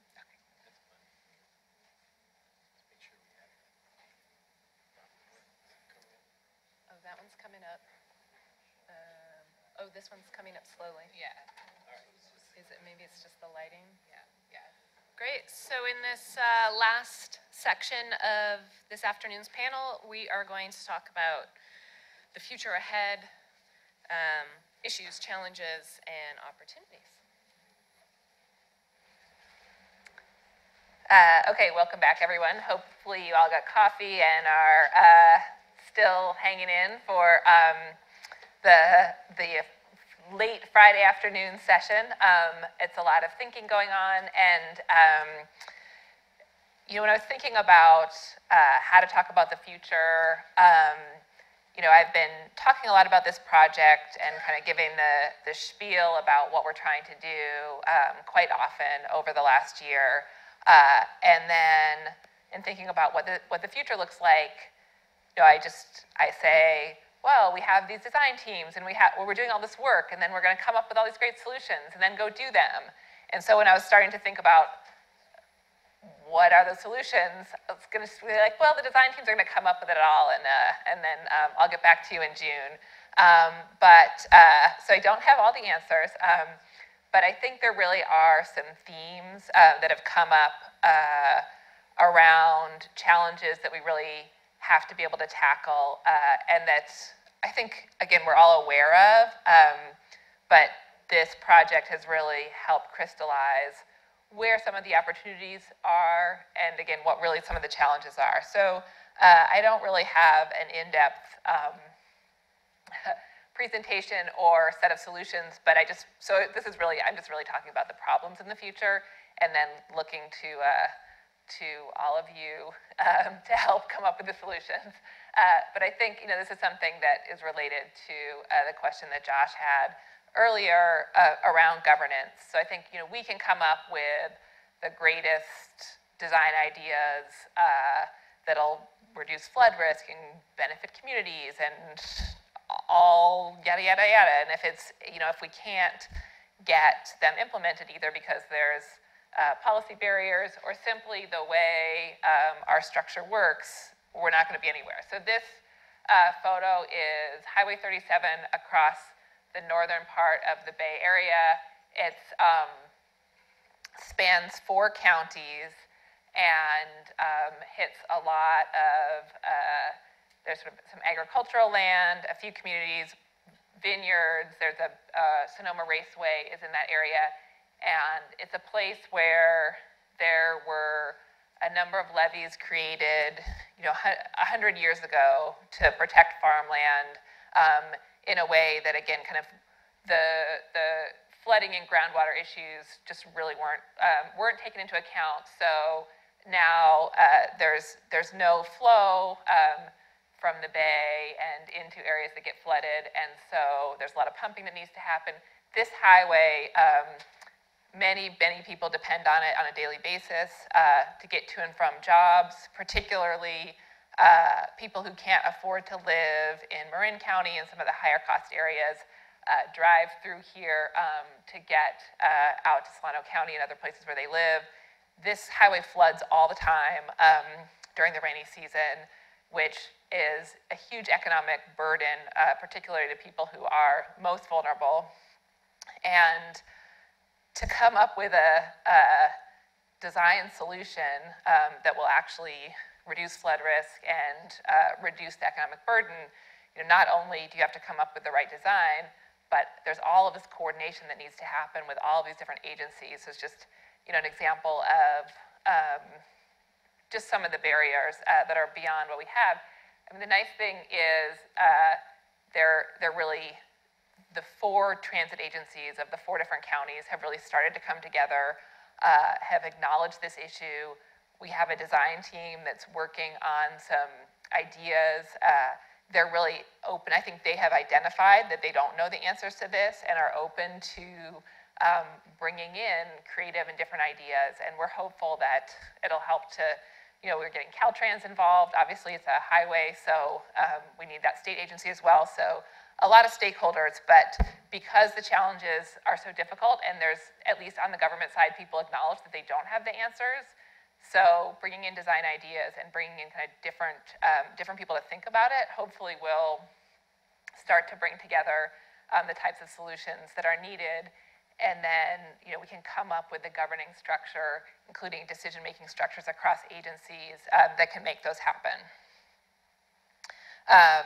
So this is, really, I mentioned a little bit some of the issues around regulatory barriers as well. Again, like the fill issue, where we have a lot of regulations along the bay that are put in place for really important reasons, and yet have unintended consequences.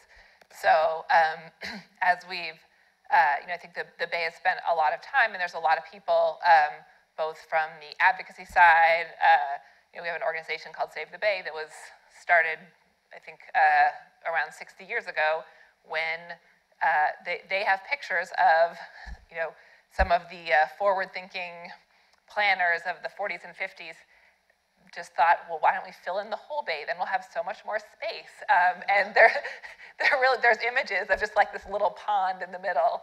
And obviously that didn't happen. And so we've been very successful in stopping certain development from happening, but less successful in figuring out how we can actually modify the rules and regulations we have to really start to address the issues we know we have today. There are people at the table that are starting to think about this as part of the Resilient by Design process. One of the things we did is bring together a bunch, and often regulators are a little bit uncomfortable talking about projects that look different than what they're used to or that have development in the bay. And so there's a lot of nervousness about this process from the regulatory agencies, from the state and federal, including EPA, Fish and Wildlife, the Army Corps, the Coastal Conservancy, our BCDC local agency. One of the things we did was actually have a session with our design teams and the regulators in an informal setting where we weren't going to them and saying, here's an idea, yes or no, but just bringing people together, doing some brainstorming. We called it informally regulatory speed dating because we had the regulators all sitting at different tables and the design teams moved from table to table.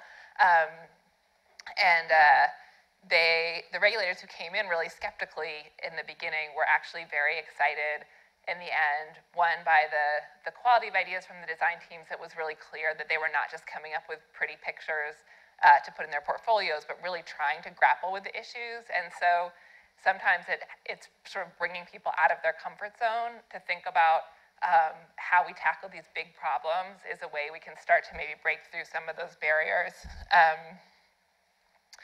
We also, I think we've touched a little bit on the issues around often our areas that are most vulnerable to flood risk are also areas that are vulnerable in other ways. In the Bay Area, some of our populations that are most economically vulnerable are along the bay, are in flood risk, this is the community of Alviso in San Jose. It's really cut off from most of San Jose and in a flood zone, and an area where they're really at risk. And at the same time, when they see design teams coming in with these beautiful pictures and images of new parks and opening up creeks and a lot of the benefits and amenities that could be provided, in the Bay Area, that often also leads to risk of displacement and new people coming in, and people really feel like, okay, this looks great, but who's it going to be for? How are we going to be able to stay in our communities? And so grappling with the issue of how we protect communities that are really at risk and really vulnerable, but at the same time make sure that we're not creating displacement and creating making sure that the people who live there now can benefit from this investment is something that I think all of our design teams are really aware of, all of the people that we're working with are aware of, but it's tough, particularly in a place where the housing pressures are so great, like the Bay Area. So really thinking about how these investments need to include housing and affordability protections and tenant protections as well to go along with these. So we're not just creating infrastructure for for the people who can afford it. And then I think the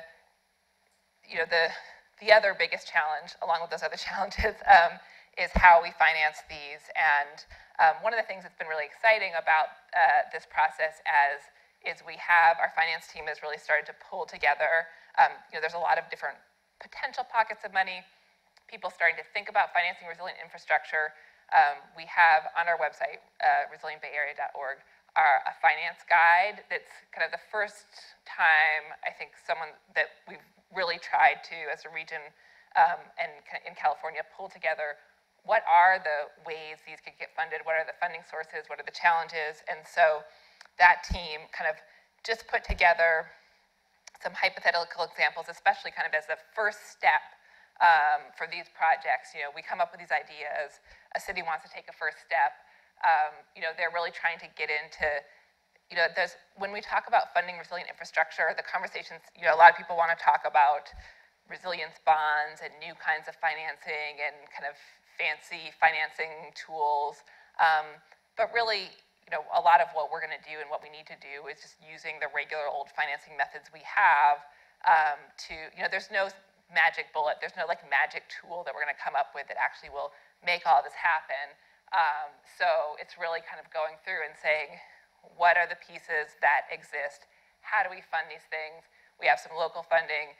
We have, you know, we can use state tools. We can use where we create a district, you know, do a bond measure, kind of all of these pieces that we can do. They take that political support and that groundswell of interest that we're trying to build as part of this. So it's really, I think, at least for the moment, there's not going to be any kind of top-down, here's the solution. So it's really about building enough momentum and support to create that need. I mean, the Bay Area passed Measure AA, the Bay restoration measure 2 years ago, sort of the first of its kind restoration measure, got over 70% of people voting for a $12 parcel tax for Bay restoration, and you know, we're using that for flood protection measures. It's really something that shows that we as a region are willing to invest in this, and this is kind of another, there's the first phase and second phase, so we're really, again, trying to get into not just these high-level discussions about new tools, but what is the nitty-gritty of how these projects can little by little actually get funded. And then just kind of the last thought about the future is, you know, we talk a lot about, or we're really focused on flood risk and sea level rise. We know that we have a lot of challenges. This is our design teams traveling around the Bay. We spent a day in the North Bay. This is looking out onto Highway 37 and San Pablo Bay into the city. We were there, this was 3 or 4 days before the wildfires that we had. This whole area was burned right after we were there, and it just really, I think, was something motivating for the teams in the whole community to feel like, hey, we're talking about this, sometimes it feels far away, but we're dealing with these issues now. And so I don't have a solution for that, but the future is here as far as climate effects, and so we need to kind of come together and figure out together how to address these challenges to actually implement the ideas that I think really can come out of the design community.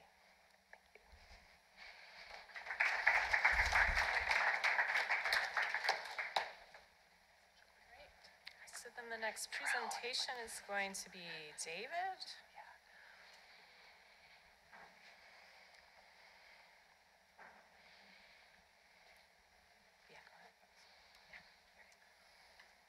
Okay, I'm going to, I guess, take probably a bit more of a global perspective on this question. One thing I didn't mention when I was talking before was, I guess, as an extension to our everyday project work, particularly in urban design and thinking about cities, we also have established a program that we call Urban Futures, which is really about, I guess, speculating, you know, in a kind of far-reaching way about cities, thinking about the big challenges of cities over centuries and decades, and to invest in research, in thinking, and in design speculation around those things. So as part of that process, we spoke to about 100 of our closest, sorry, it's okay. Spoke to about 100 of our closest clients, consultants, collaborators, talked to them about the future of cities, the future of design, and what they thought some of the most critical issues and opportunities were. And in lots of ways, I guess there were a lot of recurring themes, a lot of the same things being talked about. And we often frame, I guess, our findings through three distinct themes, I guess. So thinking about urbanization, obviously, when we're talking about cities, that's a pretty obvious one to be thinking about. Globalization and then disruptive technology, and to think about, I guess, the global, but then also the very local and the very personal impacts of those three things. So in terms of, I guess, connecting that then to resilience, thinking about urbanization, I think the stats are all pretty much known. More than 50% of people living in cities now. That's very quickly getting to 60%, is likely to hit 70 to 75% within the next few decades. That equates to around 2.5 additional, that should say city dwellers, not city dwellings.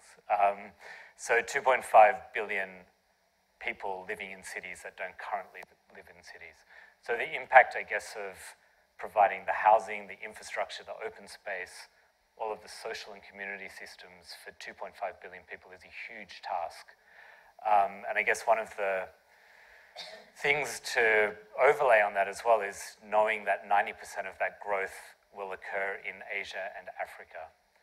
So in developing countries primarily that don't have the infrastructure, don't have the systems in place to take on that huge and very rapid growth within cities. One of the, I guess, more unfortunate aspects of that is the map on the right shows where the big focus of urbanization will be. It's primarily in equatorial areas, so places that have probably the highest climate vulnerability in terms of increased flooding, storm events, temperature, particularly hotter weather conditions. So 2.5 billion extra people living in probably the more vulnerable parts of the globe is a big issue for us all to be thinking about. Secondly, globalization. The great promise of globalization was that there would be this kind of leveling of the playing field, that everyone in the world would get access to opportunity, to jobs, to the ability to live and work, travel anywhere in the world. In fact, what's happened is that globalization has intensified where wealth sits, where privilege and opportunity sits, and it's getting increasingly focused on a smaller number of larger global cities. So globalization is in fact, I guess, intensifying and reinforcing the social inequality and lack of opportunity that's already existed. One thing that I think is interesting is that a generation ago, I think this is Richard Florida who's talked about these things. A generation ago, most people chose where they lived based on what kind of job opportunity they had. The reverse is now true. Most people choose where they live for kind of lifestyle and personal reasons, and then they find a job to match. So people are increasingly mobile and globally mobile. I guess investment flows, talent movement, all those kinds of things, again, are occurring between those big global cities. And in a way, me living in Sydney, I probably am better connected to my colleagues working in Shanghai than I am to my colleagues working in another Australian city, just because of the nature of those two global cities and the kind of multitude of connections that occur between them. The other thing that I guess most of you will be able to relate to as well, I think younger people and I guess the values and priorities that people your age have, it's less about ownership and about kind of accruing objects, including houses, but other things as well. There's a bigger focus around experience rather than ownership. And so I think this is an interesting dynamic again as well, that we've got, I guess, this growing urban elite of wealthy, mobile, motivated people. And again, it's reinforcing this kind of global social inequity that's occurring. The third thing then, technology. Again, cities are kind of these heartlands of innovation, technology, experimentation. that's fantastic. It kind of pushes forward our thinking. It allows us to see and understand a lot more, to think about solutions to some of these big issues.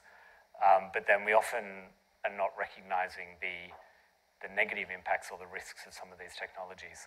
So for example, if the cloud, so the data cloud was a country, it would be the 6th biggest user of energy in the world. So, that hidden idea of the cloud, it's just this kind of benign thing from an environmental perspective. It actually is a huge user of energy and obviously a big environmental impact.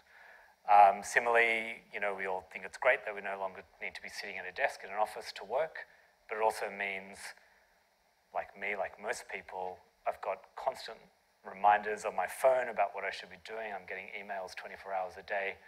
Technology has actually enslaved, not liberated me, I'm happy to admit. I'm also a bit of a cynic in terms of autonomous vehicles and the impacts that they may have on cities. I know that we've kind of like leapt into autonomous vehicles as this great solution to things. In fact, I think that what they're going to do is encourage and enable the sprawl of cities. You can live 3 hours away from your office now because you can just sleep in your car on the way to work. So in fact, the environmental, social, community impacts of those kinds of technologies, I think we're not interrogating those kinds of questions enough. And I think it's something that's important that all of you do as well. We don't focus on the solution. We think about what the problem is that we're trying to solve and then find a solution that matches it. So I guess I would summarize that all in saying maybe some of the big resilience challenges are around, I guess, what we were talking about in the last discussion. So the acute risks of climate change, particularly that concentration of more and more people in climatically vulnerable parts of the world. I guess complementing that is the question of how we deal with those chronic and ongoing impacts of social inequity, locally as well as globally. Then finally, just this idea of technology, its applications and misapplications, and whether we just need to be much more questioning about some of these solutions that we seem to be so intent on pursuing without necessarily thinking about what the question is. I guess related to that in some ways, I think an important thing is the idea of multidisciplinary thinking and connectivity. The idea that none of us alone will ever have the knowledge or the insight to solve any of these problems, and we certainly need to work together and across a whole range of disciplines to I guess, address and try and unlock some of these big challenges. So I'll leave it at that, and again, look forward to discussing these things a bit further.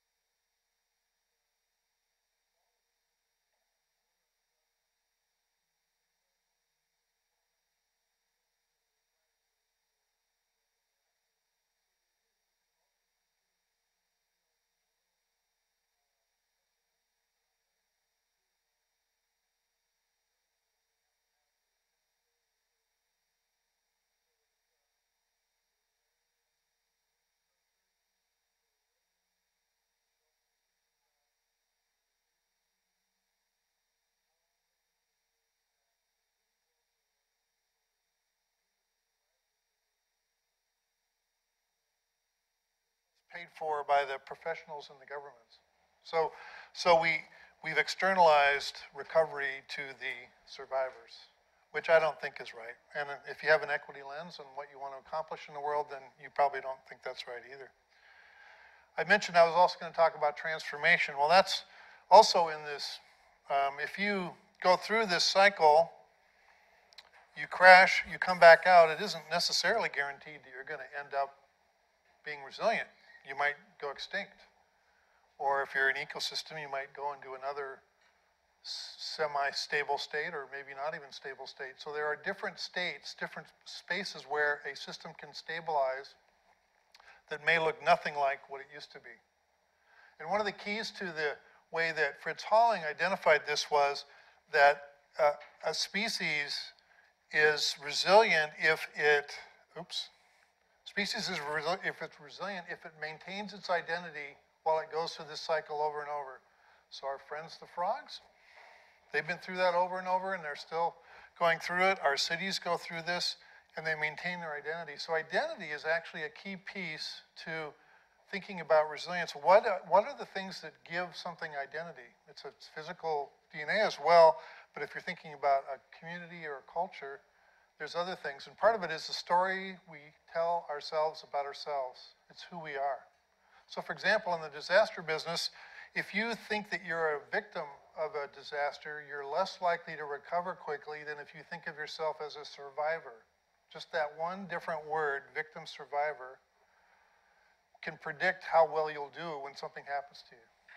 So if we're talking about a community, we're going to say, the bad thing happens, and when the governor gets out of the helicopter, she's going to be saying, we're survivors, and we work together, and we're a community because we're going to go through this together, and we're going to get back together. That's the way that you talk about getting through that back loop in a way that reinforces the identity. Likewise, if we're making investments here to make a road recover more quickly, we ought to be saying we're doing that because we're making sure that we can adapt to change and that we're all going to be survivors and go through this together. So it's not that, geez, they just raised the requirements on me. You could say that, but that's more of a victim approach, or you could say, we're doing this because we're investing in us, and we want us to thrive through time.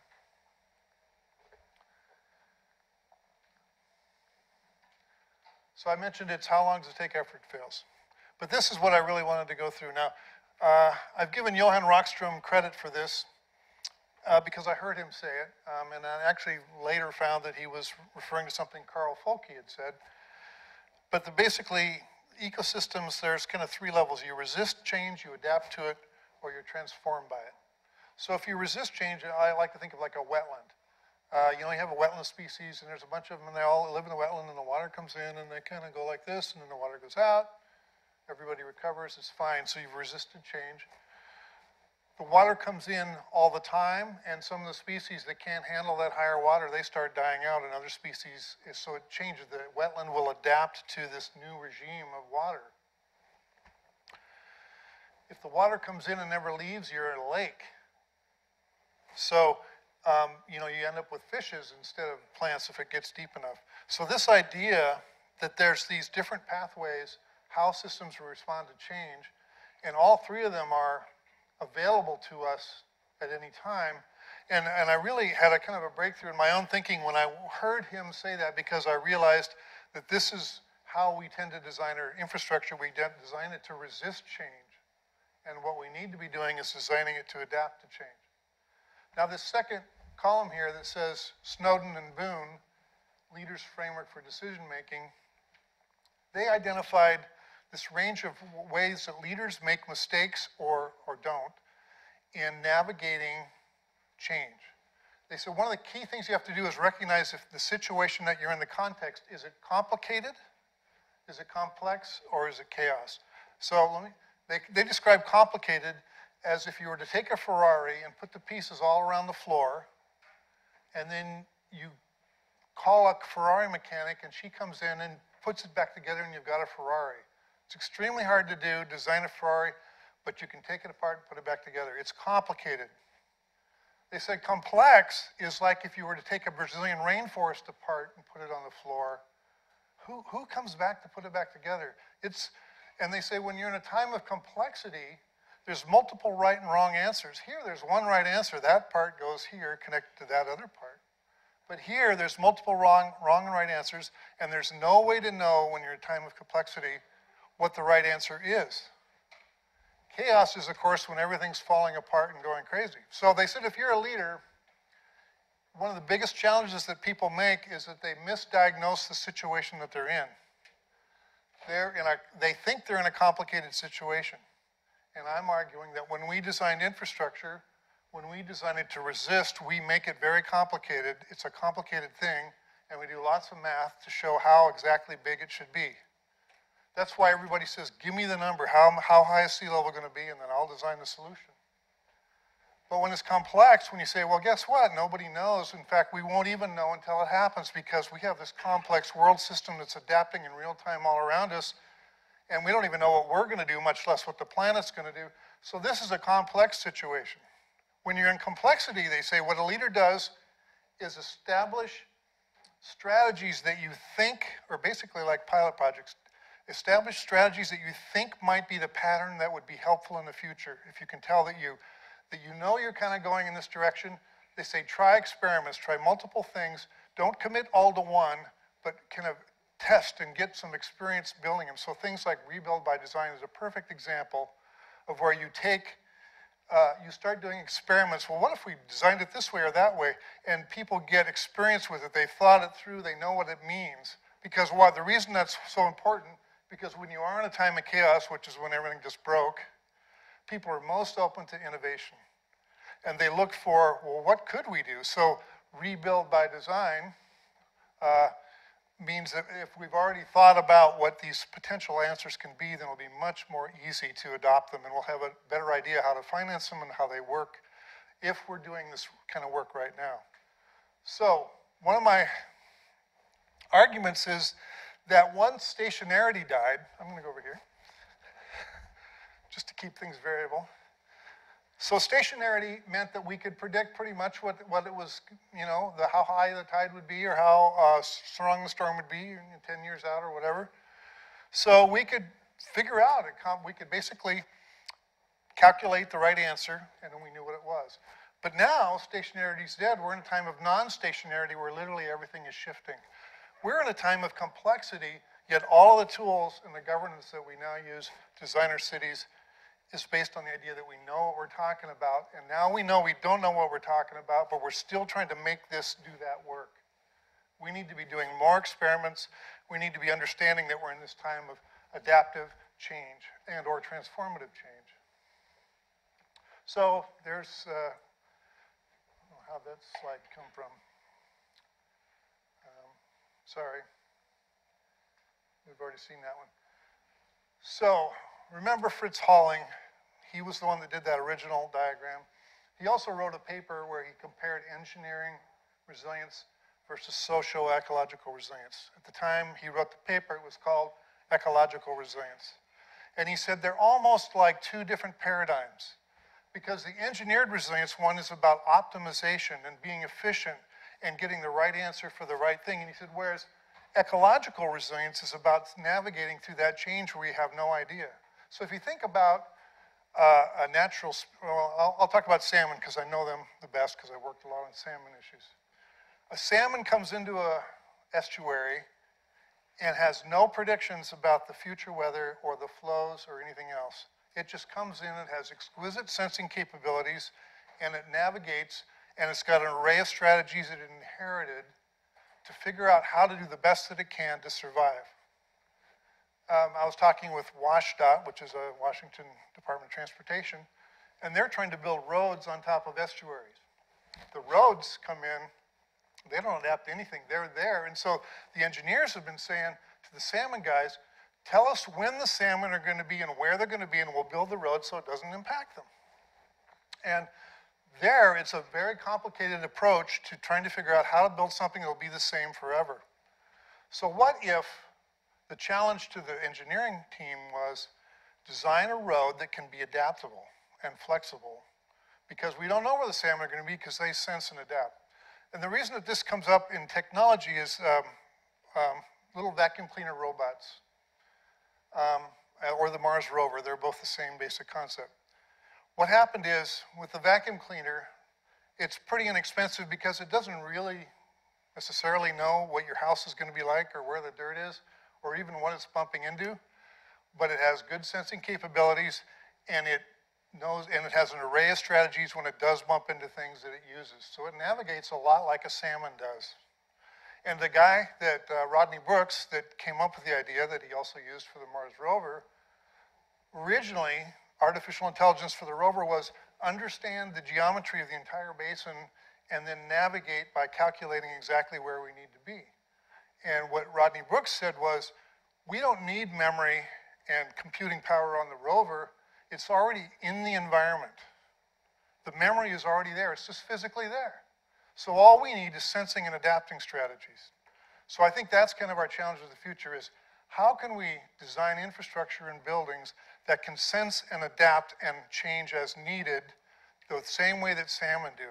So that's how I think we're going to end up navigating this thing. But, well, I don't really know that that's the solution, but I'm guessing that would be a great question to assign our really talented engineers and designers to do, is how would you do that if you could? And start doing some of those experiments because we're in this time of complexity. So that's the basic story that I wanted to share now about this, thinking about how we change our design profession and recognize that our job isn't to find the one answer. Our job is to recognize that part of being human is adapting to change, and we need to make sure our built form and our governance system and the way we fund things and the way we ask for things, the way we regulate them, recognizes that this is what it's really going to take, because we really are in this time of where stationarity is dead, when the real job of our entire system now is to recognize we're in a time of variability. It's not just the ecosystem either. Of course, technology, as we heard, like self-driving cars, they're adapting to us, we're going to be adapting to them. So when we run into problems is when something changes, but we've got a system that's artificially constrained. So we need to, I think that's part of our evolution, part of the challenge of us right now. So that's all I had for that. Thanks.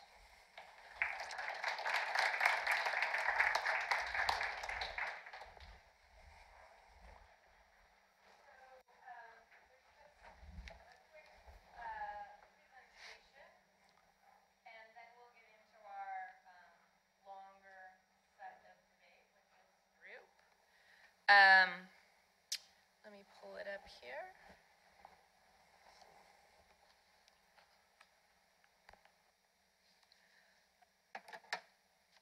And we're talking about the future. Heard 3 great ideas about the future. And since the Living Building Challenge has been mentioned already, and I'm with the International Living Future Institute, it seems timely, and I've had a few discussions with people to just discuss what is the Living Community Challenge and our work at the Institute. So I just want to give a brief overview and pose that the Living Future Challenges are a great tool that we should be using as we are designing for the future and a positive future. So if you're not familiar with the International Living Future Institute, we are a nonprofit based in Seattle. We have offices around North America, and we are working towards a socially just, culturally rich, and ecologically restorative future. We do that through a variety of programs: the Living Building Challenge, Living Community Challenge, Living Product Challenge, and a variety of different initiatives and tools like transparency labels. You probably know us best by the Living Building Challenge. It was our flagship system that was issued a little over a decade ago. The Bullitt Center in Seattle is a living building. This is where we are headquartered, on the ground floor here. And whether it be products, buildings, or communities, we're using the Living Future Challenges as it is a philosophy for all of these positive attributes that we have been talking about in resilient design. They're also the challenges an advocacy tool. We talked a lot about, and most recently in the San Francisco Bay example is we're going to need to change some of our policies in order to be able to design and build the way we know we need to. Just think about water policies and rainwater harvesting and drinking harvested rainwater and treating waste on site. That requires a change in policy and advocacy around that. And then, of course, we are a certification program, but we kind of think about that as just the third piece of it. And so basically you have prescriptive codes, green building and high performance. These have really been systems about minimizing negative impacts. But with the Living Community Challenge, we're really looking at regenerative design, which is creating positive impacts from the built environment. So not just minimizing negative or not just designing to be less bad, but we start with the question, what does good look like? What does it look like for each particular community? We actually use the metaphor of nature quite a bit at the Institute. We use the metaphor of the forest when we talk about the Living Community Challenge because it needs to be rooted in place. And we're talking about communities that need to be adapted to their specific place.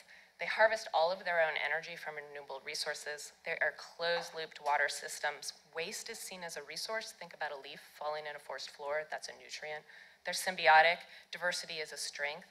And they're certainly beautiful because we need people to be in love with their communities if they're going to steward them over time for the type of performance that we want. Living Community Challenge, it was issued as a new model for building communities and urban design and reinventing cities and campuses. This is an image from our Living Cities design competition several years ago. And the standard itself, just to give you a little primer on it, it's version 1.2. It was launched in 2014. So it's really about scaling up from the Living Building Challenge to applying those principles at the community neighborhood scale. We call performance areas petals. We do use the metaphor of nature, so the flower, petals. Place, water, energy, health and happiness, materials, equity, and beauty. There's a few in there that we've been talking about today in resilient design, but you will not find in other green building rating systems. It's really about connecting people to nature, and creating closed-loop systems, resilient systems. And we have 20 requirements. They're all in requirements. We call them imperatives. So there are things like limits to growth, no building on greenfield sites, or net positive energy, a community generating 105% of its energy needs from renewable resources on site without combustion. It's simple. There's one imperative. And if you know the Living Building Challenge, there are also 20 imperatives in it. The majority of them are actually represented here in the Living Community Challenge. The 4 that are underlined are unique to the Living Community Challenge. The other 16 are just tailored to that community scale. We are actually based on 12 months of actual performance. So it's not predictive design, it's actual performance. If you achieve all 20 imperatives, Living certified. We have petal certification for 3 or more petals, one of which, if you choose the more impactful, water, energy, or materials, and then 2 of your choice or more. And then zero energy certification. You scale up from the Living Building Challenge when there is a diversity of uses and 2 or more buildings, so multiple buildings, and at least one multimodal street. Shared infrastructure like district energy might be an indication that you've scaled up to the Living Community Challenge, but it's not required. It applies to new master planned areas as well as existing neighborhoods. We have a variety of existing neighborhoods using the Living Community Challenge.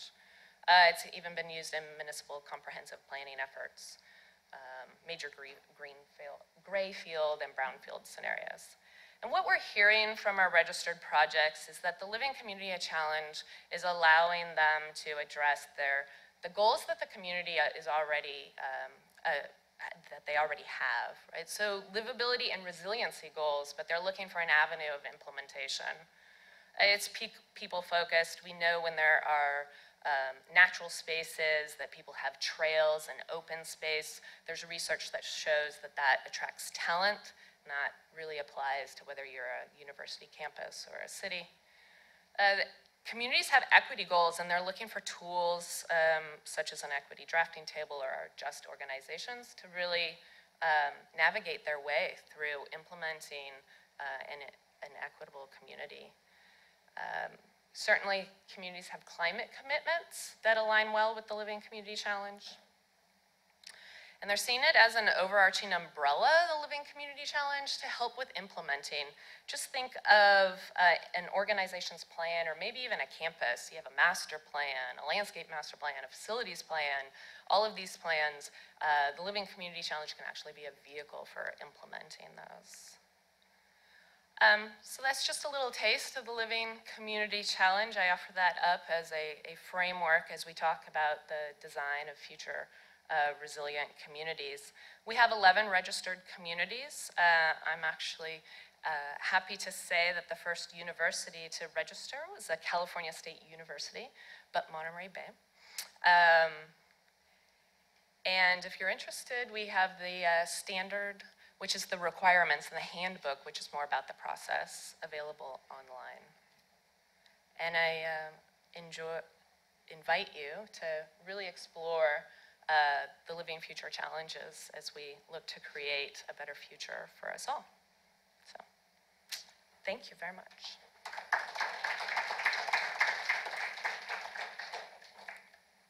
So, let's talk about the future.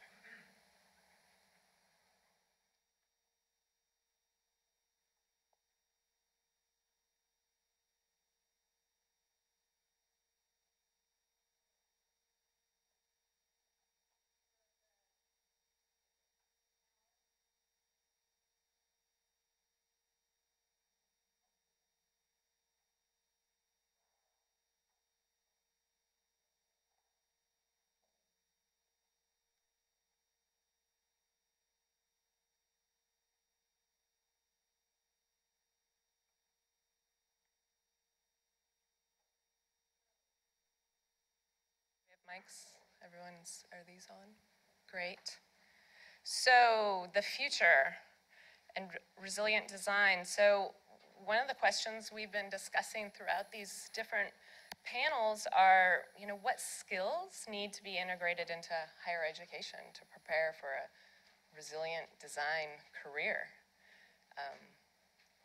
And you each talked about particularly some barriers and challenges, whether it be how we make our decisions or use appropriate technology, or a whole list of governance and regulatory barriers. So what are some of the things that we might want to consider as Cal Poly and the other universities working on this issue are developing curriculum around resilient design?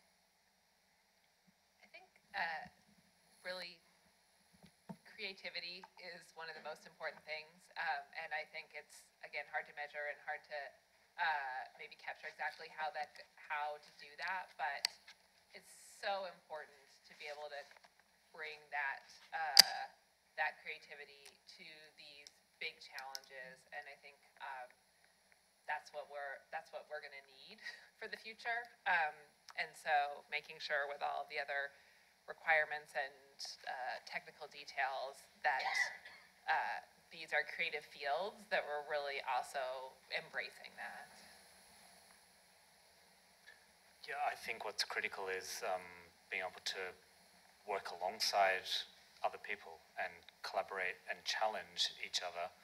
I think one of the big, I guess for me professionally, working alongside landscape architects has been probably the biggest thing outside my formal education, which has really influenced the way I think. And I'm lucky to have some very outspoken and very clever landscape architects in my team who have taught me to be a better architect because I'm thinking outside the building. I'm thinking about the space between the buildings. And probably this was seeded when I was at university as well. I did a design studio where it was architecture, landscape architecture, building management, and fine arts. We were forced into cross-disciplinary design teams, and it was a nightmare. It was just awful. But it allowed me to understand that everyone has different perspectives and different solutions to the same problems, and if we can't accommodate all of that, well, we're kind of missing so much. So it's good to hear that here at Cal Poly you've got an interesting mix of disciplines sitting within the school, and I think if you can start talking to people outside your own program as much as possible, it's a really critical thing to start doing. Any thoughts, Steve? Well, I heard that landscape architects are into turf. That's my training, so that's a joke. I thought I could use it. Sometimes I guess. But actually, my first thought was music and art and the ability to create an experience for the user or who you're communicating with. But if that's all you do have is creating experiences for users, but you don't have the practical skills about how to make it real, then that also is a limitation. So ideally, it would be a little of both. And I'm going to quote a real breakthrough for me in my career at the university. I was taking a course on wetlands science, and we were given an assignment about 3 weeks in, and the professor said, and I asked the professor, Sally Shonman, I said, do you want us to just use the stuff that you've been teaching us in the last 3 weeks to come up with a solution, or can we use other stuff that we learned? And she said, oh, I want you to use everything you know in everything you do. And I was like, wow, I know all sorts of arcane, funny things. Wouldn't that be really cool to think about everything I know and care about, and can I make that happen in this project or in that project?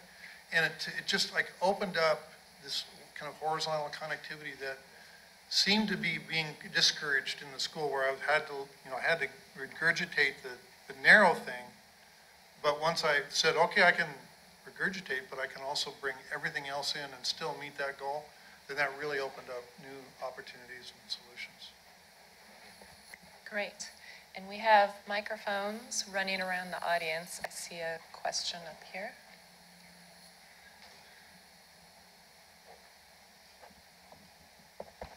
Hello? Okay. Hi, my name is Benny, and I'm a fifth-year architecture student. So these past 2 days, we've been identifying a lot of issues and finding areas to adapt and to improve resiliency. And I know that there are cases in San Francisco, for example, when the earthquake hit and then it caused the freeways to collapse in that Octavia Street corridor and also along the waterfront by all the piers. And that brought a lot of opportunity to redevelop those areas. But what steps can be taken to kind of make changes and incorporate lands that are already occupied in anticipation and prior to a disastrous event like that? That's a good question. That's been explored in a couple different ways. Does anyone want to field that specifically? About maybe how to encourage more, not waiting for the disaster. I think a similar question has popped up in a few different ways throughout the 2 days. Well, I certainly think doing experiments as much as possible. So if there's a derelict building, or maybe there aren't any left in San Francisco, but they're all worth $1 million or something. But the idea would be really, are there places, leftover places, where we can start doing experiments about what we would want after the next thing falls down? Now go ahead. If I could rephrase that a little bit, how do we tackle areas that are already occupied? So we don't want to take over land, but how do we kind of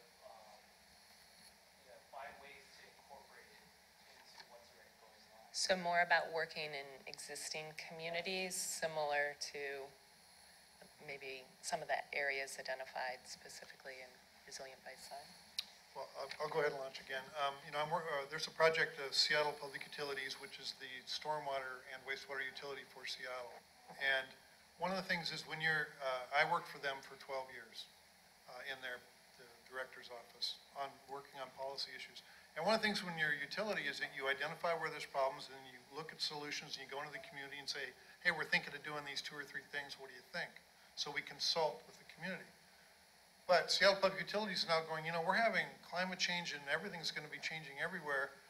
maybe we should go to the community and ask them, what are the things that you need in order to make your life here more rewarding?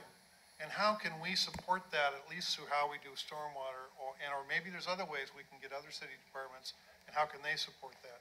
So it would be then to shift it from the artist to the experiencer, the community, and say, what can we do that will make your life better? And then how can we use the tools of infrastructure or investment or governance authority to help you achieve that? And that then is very respectful, and it also helps identify what really matters, because if you're just a professional analyzing your system, what really matters to you may not be meaningful at all. So. Yeah, I think just to add on that, I think that's exactly right. In the Bay Area, it is a very developed area, and so we're looking at places where there's a lot of people, there's a lot of infrastructure. I think there's both, there are, we have a changing economy, so there's places that, where we used to need big warehouses for certain kinds of manufacturing that now are along the waterfront and create opportunities.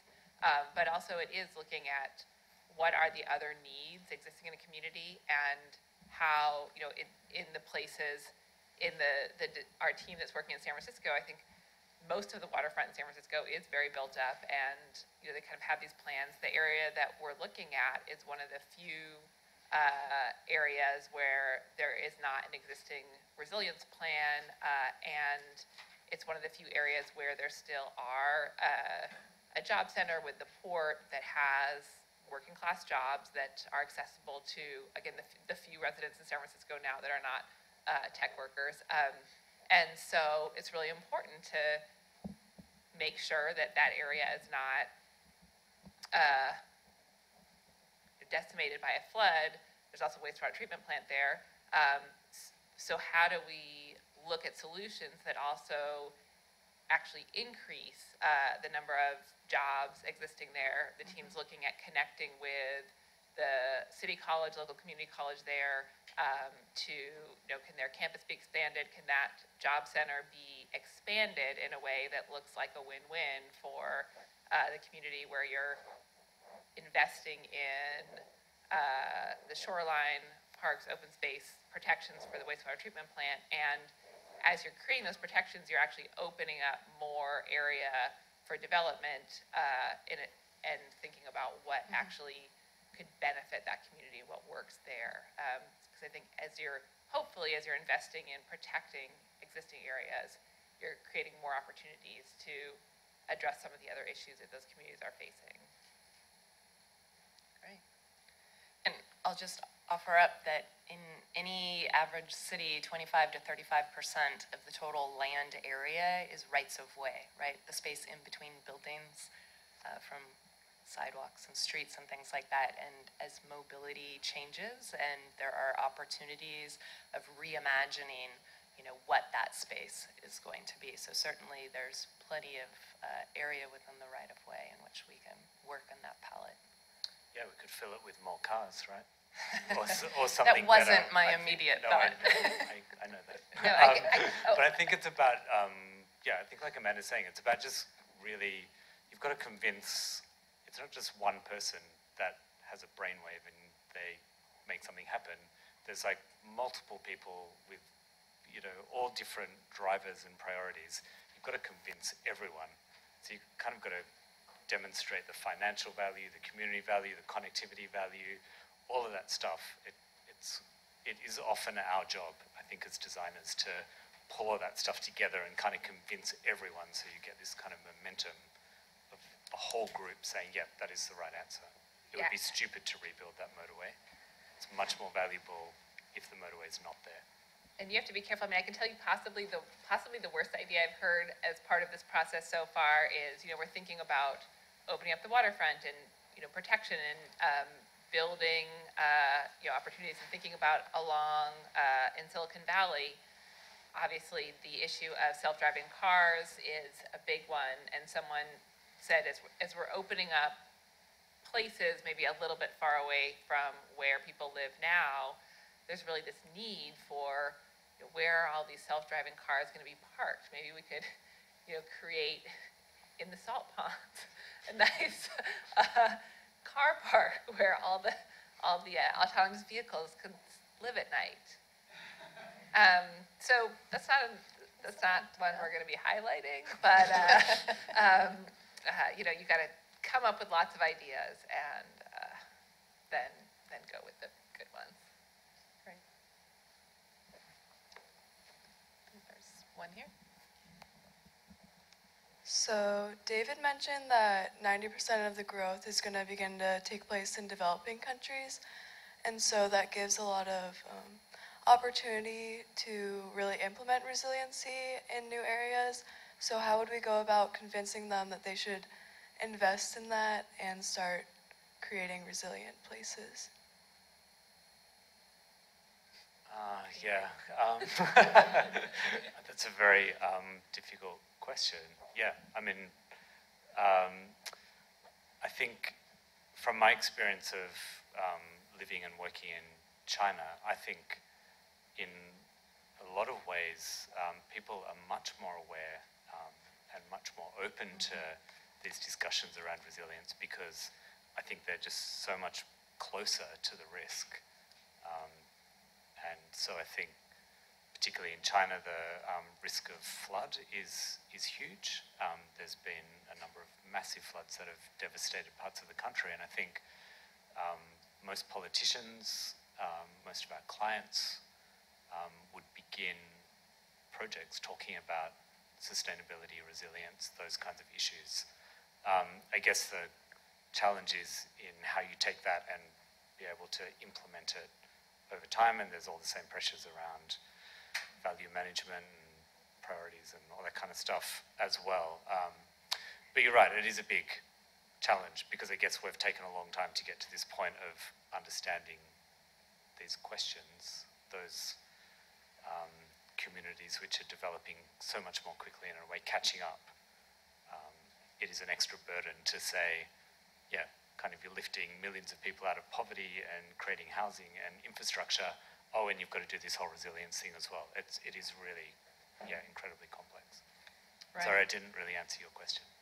And isn't the hope something as think about getting connectivity with phones? There's been, back to the frogs, the leapfrog technology of not just catching up, but reinventing and perhaps not having to go through the same linear steps, and therefore might be areas to pilot and experiment more with rapid iterations of what does good urban resiliency look like. Yeah, I mean, I think there's a lot of disturbing things happening in places like China. I mean, and I know that, you can point to ghost cities and destruction of heritage fabric of the city, those kinds of things, but you're right, the cycles of learning are just so much shorter than what a lot of Western societies went through. So I think, yeah, the catch-up is so much quicker, and I think that, I can be very pessimistic about these things, but in fact I'm quite optimistic about the ability for those countries to kind of really transition very quickly into more resilient ways of making cities. So I think it's hopeful, yeah. I think they're going to need like the banks and the finance people and the governance people and the firms that supply them to also be on board with a different point of view. Because I really don't think it has to cost more to be resilient. It just has to be, thought about in the right way.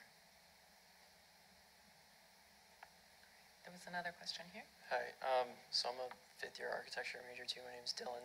I'm going to pick on something you said too, David. Sorry to do it again. But so you had talked about how you kind of see like autonomous vehicles like as this like lauded thing, especially now, like Tesla and stuff like that. But how it's actually kind of like furthering the problem of sprawl and allowing people to like still live further from where they're working or eating or whatever, and how that's these like new vehicle technologies really like disguising the underlying problem, which is sprawl, but they're seen as a solution to like the fossil fuel car. So I kind of had like two questions about that. how can you kind of like get people to, how do you get people to see that like, you know, these aren't the solution to the problem, they're just kind of this like bandage that's almost just another way to make money? And do you see things as like the Hyperloop or like, you know, like Elon's rockets that will take you from New York to London as like an extension of this problem?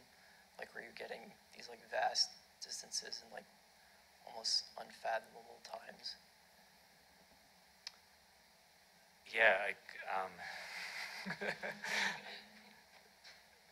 yeah, look, I guess I wouldn't say that any of those things are necessarily bad. I think, yeah, autonomous vehicles have a role to play, but I think it's one example where everyone has just like become so enamored with them, like they're the solution to everything, and you hear very little critique or questioning of what the impacts might be. So I think there is a role for them. There's probably a role for Hyperloop technology and all sorts of things, but I mean, we should just look to history and say, you know, we at a time embraced the private motor vehicle and said, you know, that's going to be the future of cities, and unfortunately it did become the future of cities, and we're trying to undo some of that impact. Doesn't mean all streets and all cars are bad. I think it's just the extent to which you apply the technology and the way in which you apply it without question, which becomes problematic. I don't know if you guys might not even know about it, but maybe, I don't know, 15 years ago, the Segway was the answer to cities, right? They're going to be like transforming the city. It's going to be whole lanes on streets for Segways, all this kind of stuff. Now they're at Occasionally see one in a shopping center, right, with a security person riding it. I mean, I think it's good to be optimistic and yet at the same time kind of questioning of these things. I just want to weigh in. I've heard this a couple times in the last 2 days, systems and systems. We need systems thinking. And so sometimes we focus on the thing and then we ignore the systems. So why would I want to sleep in my car for 3 hours? Well, maybe it's cheaper for me to live over there. So maybe if I take a systems approach, maybe it's fine to have autonomous vehicles if I can figure out how to make housing affordable or whatever. So that's part of it is if we see that there's these untoward effects of things, then we need to take the systems look and then kind of go, okay, those untoward effects are driven by what? And then where do I intervene in the system? Does it mean stop autonomous cars, or does it mean provide affordable housing, or does it mean something else entirely? I don't know, but I think that's one of our challenges is to not let the thing cloud our vision of the systems. Right. What is that issue, right? Fast, convenient transportation. Would have liked Maybe that it to should be my be answer. deployed. That's exactly right. And maybe it should be deployed in public transportation first, right? That's a lot of the discussion going on. And there are studies, there are ways to highlight it. So a transportation engineering study that I saw actually showed that if we don't consciously design a system with autonomous vehicles, the congestion is even going to get worse before it, you know, gets better. So I think it's that values discussion that has been discussed, right? What are the values? What's that system what are we aiming for? What's the vision of that thriving community? And then how could this particular technology play a part in it or not? Are there any other questions? I think right here, there's one. So I was curious about in our academic setting, you know, we do a lot of like context analysis. Forgive me, I'm getting ahead of myself here. My name is Alex, fifth-year architecture major, and so for studio projects, you know, we'll have our context analysis, and that's typically very heavily driven in kind of climate and surroundings and site. But I think that's something that Cal Poly has prepared me very well for doing and you know, perfecting and trying to grasp all that. But I think one way it could be expanded is getting kind of a social element and kind of the community elements of that too, much of which kind of the social resiliency that many of you have brought up. And so I was curious that in the academic setting, what are ways that you could suggest us for our kind of hypothetical studio projects still engage with the community and be able to incorporate their input and their insight, you know, in our much more brief timelines for projects that can inform our design further. How's context analysis going to be changing, and what maybe of the process of the resilient by design? Well, I think it's, one of the things that has been most challenging about this process, the Resilient by Design project, which is set up in a lot of ways, the timeline is similar to an academic timeline. We're doing a semester-long design project this spring, and with hopefully real-world, eventually real-world impacts, and the engaging local community members has been, has been sort of the most challenging, and we get a lot of pushback about, what is this, what are you doing, and how can we engage in such a short time frame? So I think there is kind of some realistic barriers about how to get people involved and making sure that we're, if we're asking for people's time, that we're going to have a real outcome. On the other hand, I think this is kind of in some ways building on the first question about what's the importance of getting out of your academic education to prepare yourselves for a career and for the future. I have also seen, working with our different design teams, there are some firms and some people that are much better at connecting with people and listening to people about and taking input and getting those ideas. So, having, as you're thinking about context, having that built into, there's any planning process or design process is going to be critiqued. There's going to be people who haven't heard about it and come at the end and say, why wasn't I involved? And so I think sometimes you can just be like, well, we tried to do this, we tried to do that. But I think just being really open to listening to that and thinking about really what are all the steps I can take as early as possible to get that input and really build enough that really make sure that your input does not feel and is not just checking boxes, because I think people, especially in places where there's a lot of development, people do understand when you're there to be authentically involved or when you're just there to check a box. It's because I've certainly seen both. And so thinking about what is that first thing that you're looking at when you're looking at, what are the streets and what's the neighborhood and what's the environment, and how has this community experienced development in the past, and what are some issues and controversies that have come up before, and how is this going to fit into that? And it's not that hard to anticipate a lot of the issues that will come up if you're thinking and paying attention, but it's not necessarily something that a lot of, I think, designers are maybe sometimes a step or two away from that.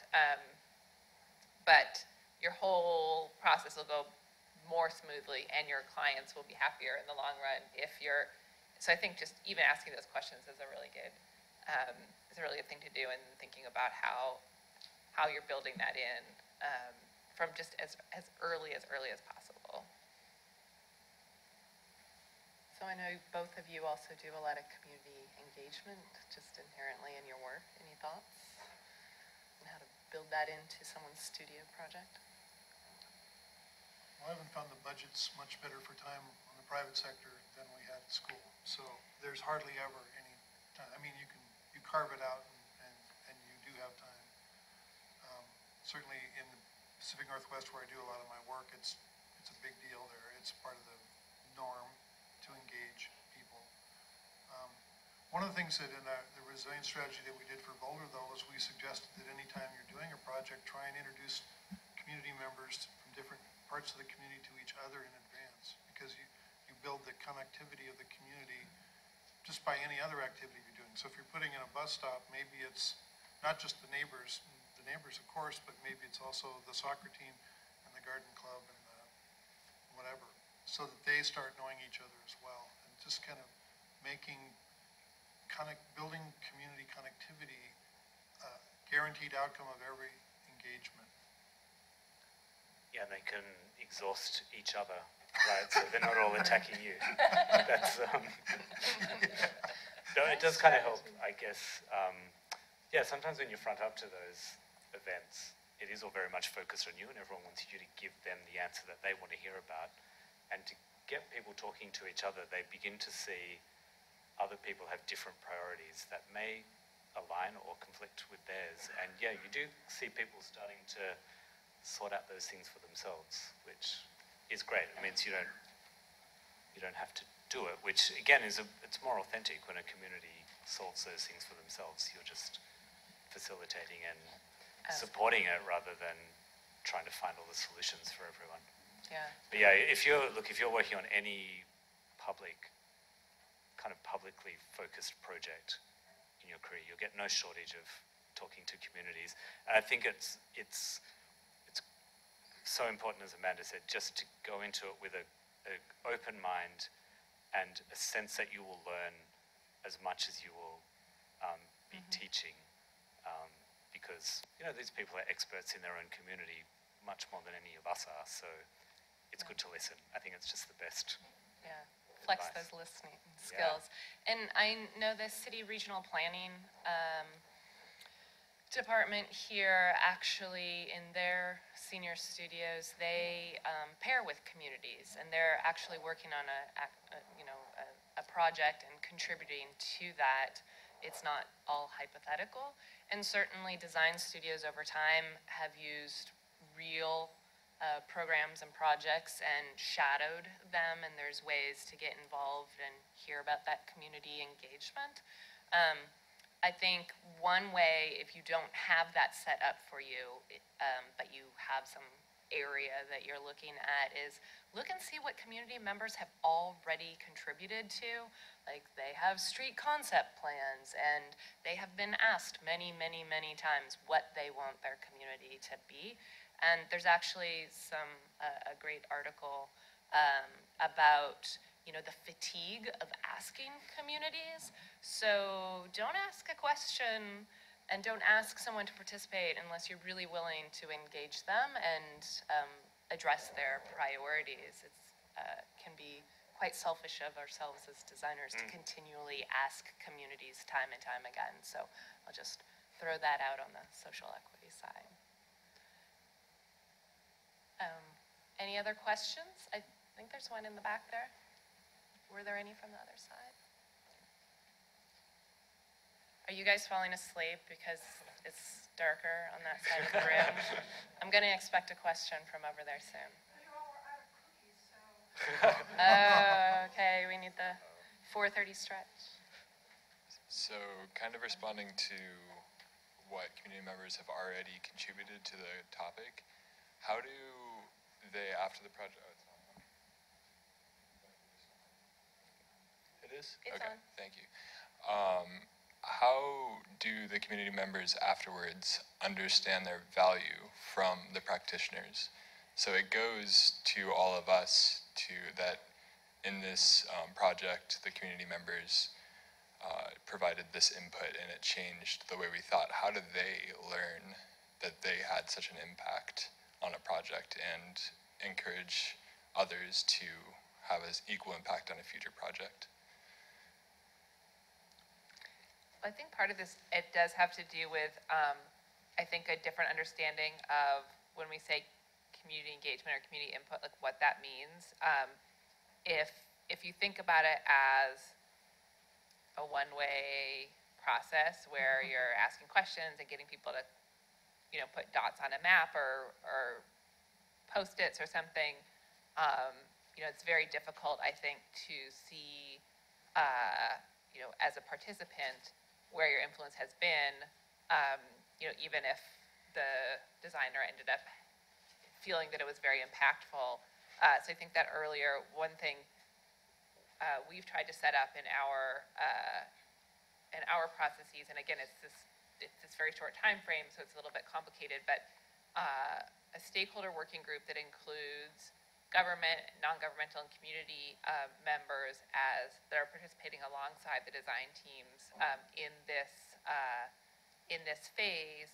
So you have people who are participating participating in the evolution of the design. And again, this is kind of a compressed schedule, but I do think that where I've seen, I've worked for city government before also, and where I've seen projects that can successfully break through in areas where there's a lot of contention is where often a developer or has really gone out and cultivated those longer term relationships where people really are seeing the back and forth, because otherwise, I mean, even if you create a mailing list and send summaries, it's just it's not doesn't end up being particularly meaningful. And it's hard as one person, you say X, Y, and Z, and if that doesn't happen, you may think, well, they didn't listen to me, they ignored this process.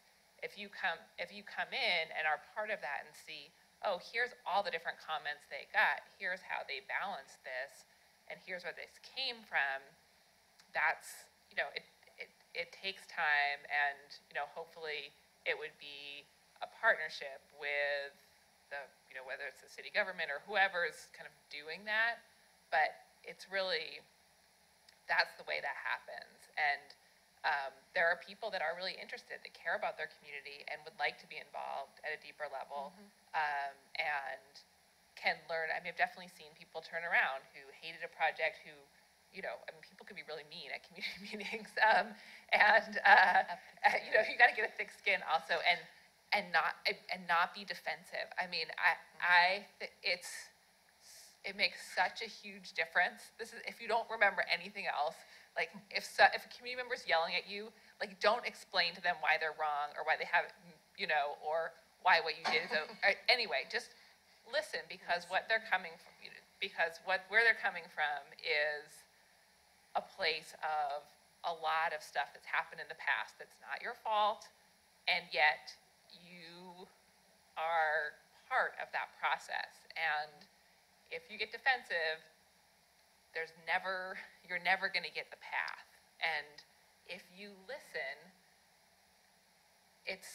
you might, and you might not, and they might be still really mean to you. But it can just be really powerful.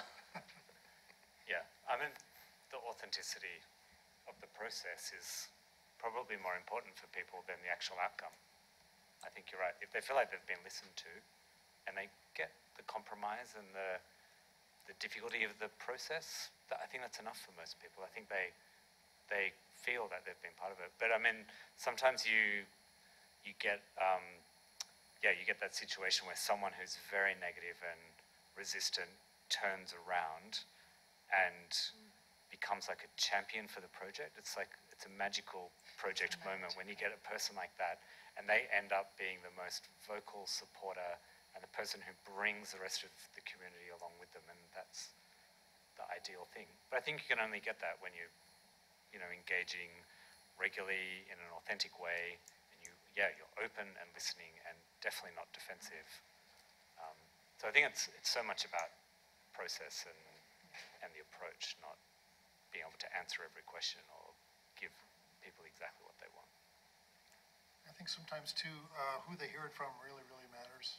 I know that there's been times when I was working an issue where a community member said, I'm going to hate this. And I said, you know what, this actually, you are going to like this. There's sometimes, because if people are used to getting screwed over or ignored, they're worried about it every time.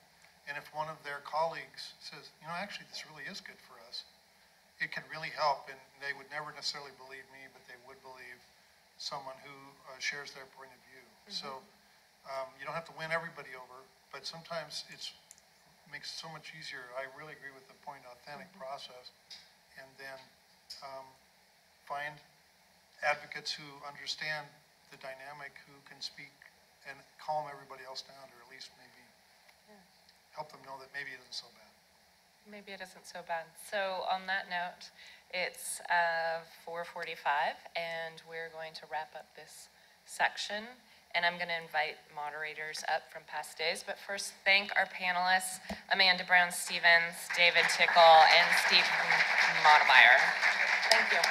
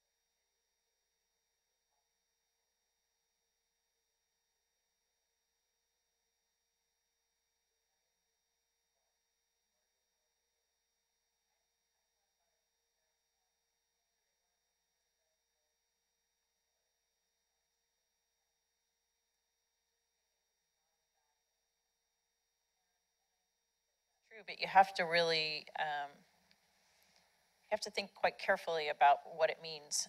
Right now in Christchurch, that land that was bought up as part of the red zone buyout that I showed earlier, we're going through a planning process, and the area around that has been traditionally sort of the kind of more working class.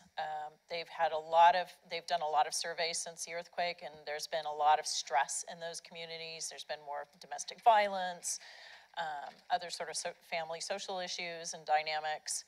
And so throughout this process, the way the New Zealanders do their planning process, they go through these really elaborate business cases. And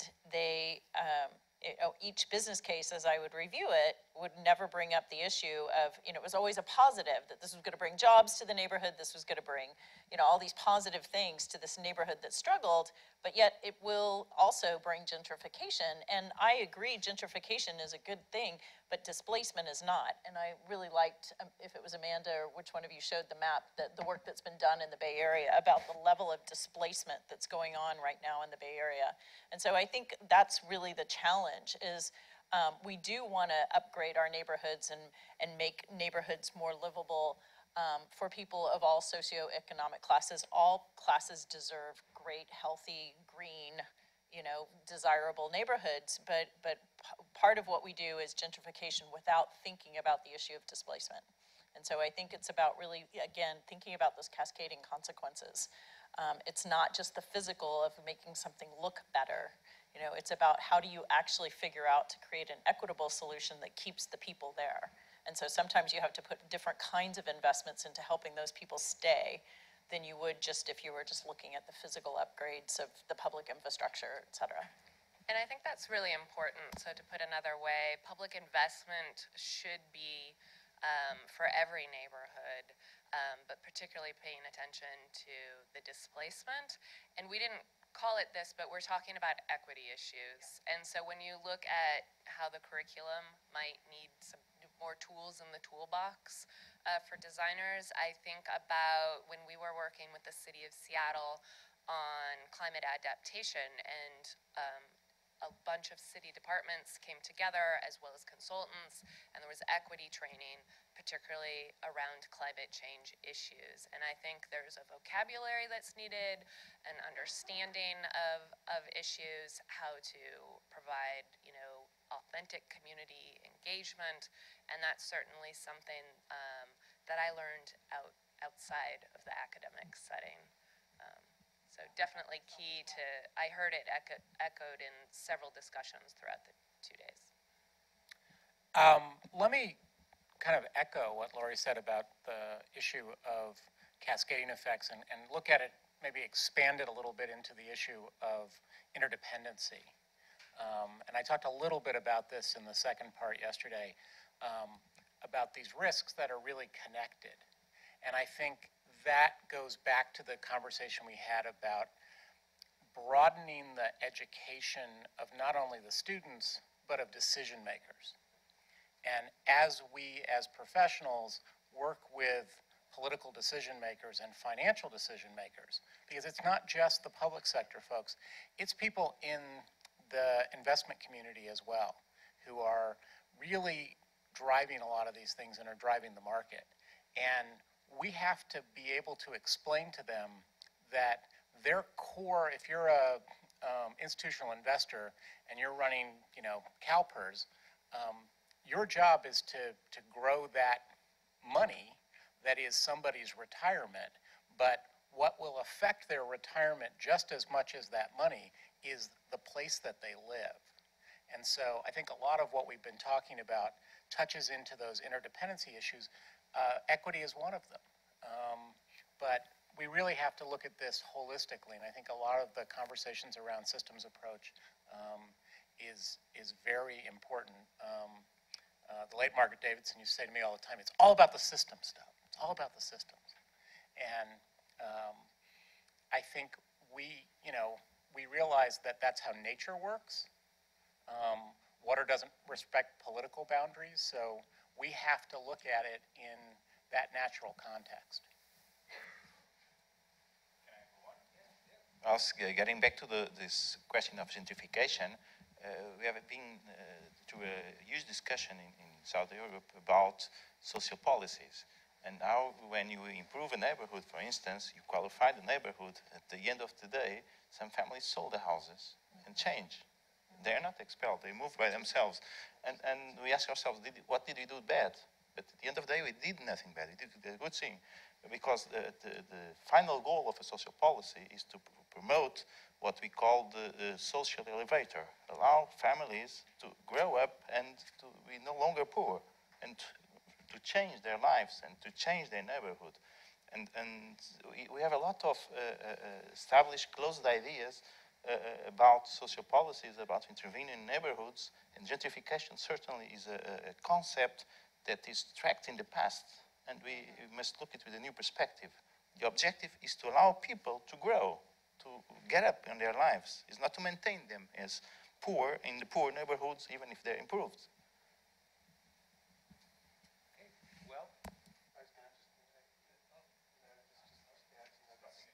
This is such a tricky discussion because, you know, this whole issue of equity is, I mean, we see it in San Francisco. It's a major, it's exactly what's happening is there's public investment going on inside certain communities, and the next thing you know is houses up for sale.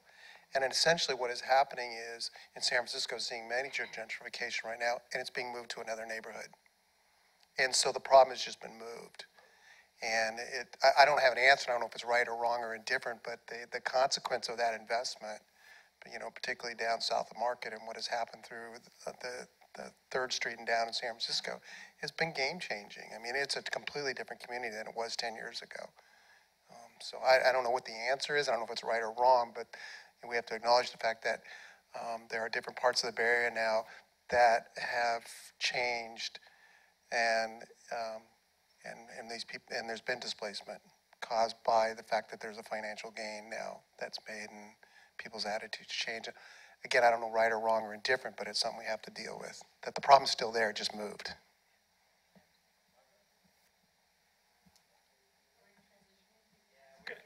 Could I add one last one too? Okay. Sure. So I just wanted to add an extra observation, which is, and maybe building on what you said about the politicians. So I find that I believe our colleagues and peers in the design industry still really lack a lot of just basic knowledge about this issue.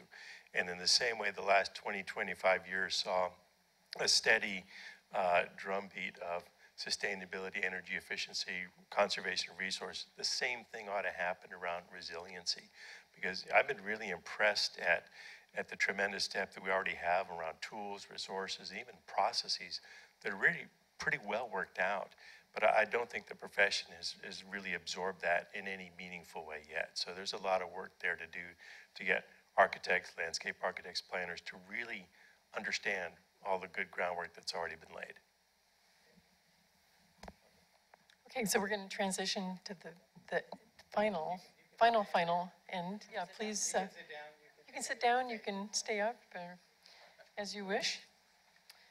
And so the purpose of this symposium was really to educate ourselves about resiliency, because we felt that it is a term that's not well understood. There's a lot of different meanings, and we wanted to acknowledge with humility our own need to be curious. I think that's a word that Bill uses a lot, that, you know, it's really important that all of us be really curious about what does this mean and how do we implement it. So I would say our goal has been accomplished in terms of, over the last 2 days, I mean, Bill and I are going to do, with our steering committee, do a lot of data mining on what we heard and try to outline, you know, what would a curriculum for our 5 disciplines, which we do have a very unique set of circumstances at Cal Poly. I mean, in the college, with the 5 disciplines related to the built environment, the whole life cycle of buildings with landscape, city and regional planning, and architecture, and ArtGE, and construction management, but also just at Cal Poly in general with food systems, because we have a College of Agriculture, and with engineering, so looking at infrastructure. So we've got all of the elements here, and so how do we turn that into education, and not just education for our students, but also education for practitioners that are trying to grapple with these issues. So our goal was to really look through a practitioner lens. So how are practitioners working in this realm? Because, you know, some of you folks are actually having to, I mean, you're being asked these questions currently. So I think our goal has been accomplished.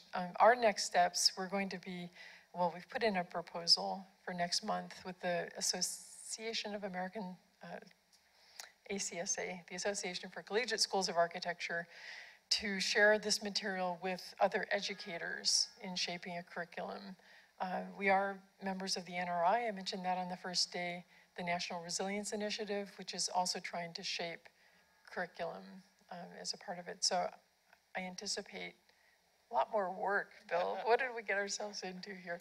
No, it's a good thing, but there's still quite a bit to be assessed. Yeah, we want to thank the sponsors again. So Cunningham Group was a key sponsor in bringing this event and making it affordable, sponsoring some of our speakers, our reception, and so on. And ADIS Architects, Thang Do, who's one of our alums in San Jose, the ADIS office, and ZGF as well from the Los Angeles office. Special thanks to our steering committee. How many of our steering committee members are still here? Hands up. Okay, Ellen Burke from Landscape Architecture, Vicente Del Rio from City Regional Planning. We have Natalia Robles, our biomedical engineering student, working with Bill and I. And want to thank our dean, Christine Theodopoulos, for being very supportive as we develop the program for this event. So I think, I think we've got a pretty good crew to get behind this work. A special thanks to our speakers and our moderators. So quite a few individuals. So Bill wants to say a few words. Sure. Well, first of all, I think Margot and I thank you a great deal for being here and for joining us on this this journey of discovery and education. So we appreciate that, and that includes the sponsors, the supporters, the staff who worked very hard to make this happen. In 2010, I actually wrote an article on resiliency for a journal called the Journal of Disaster Research. And so I wrote that in 2010. So now it's 8 years later, and that article that I wrote sort of explored what the meaning of resiliency was at that time and how did it fit into people who were basically intervening in this natural cause. And I didn't really get to a closing part of it because it was still unclear, but now it's clear to me. I think Dave Modemeyer clearly left us with this whole idea of adapt, the idea of adaptation. And once we accept adaptation, what we're saying is that we have a new, different relationship with nature than before. It's going to get warmer, it's going to get drier, it's going to get wetter, the water's going to move. And as we build that into the way we professionally think about things, it forces us to learn more about the systems that we live in. I mean, you can't do adaptation without a bunch of information. And so I think clearly that's professionally we're moving into that because we're moving away, from what we call we've heard this idea of performance-based. And the performance-based is just a way of telling the engineer you hire, what level to build the project at. And if you don't know, you go to some book and it says this is the level. We all know that that doesn't work now. And we all know that things are interlinked and that they're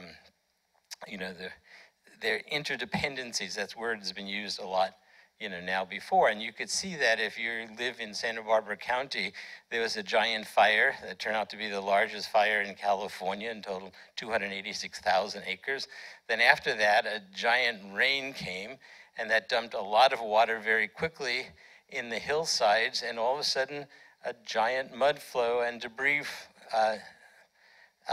slide started, and 21 people died. That's all interlinked. It's not it's not something that everyone thought exactly would happen that way. But if you work in the idea of adaptation, you have to ask a lot of questions that you don't have a lot of answers to. I mean, there is a lot of variability going on. So we've learned that variability has been brought up. We've learned that adaptation's been brought up. We learned that there's still a lot of data mining to occur, and there's still a lot of sort of, getting the parameters of the model right.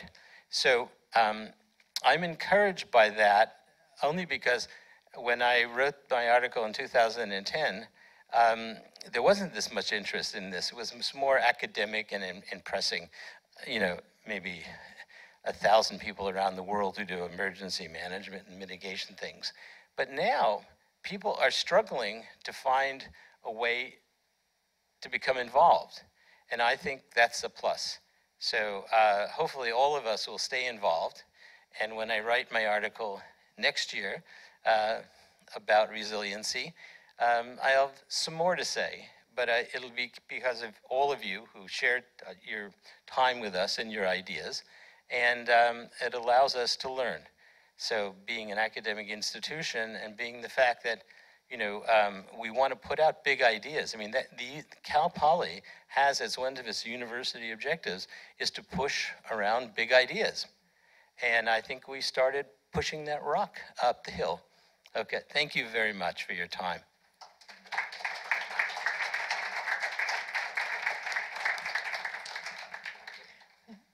So we have a few posters on the table and programs on the table, so please take one if you like. It has the speakers on it, so be a great reminder for the people that you heard from today.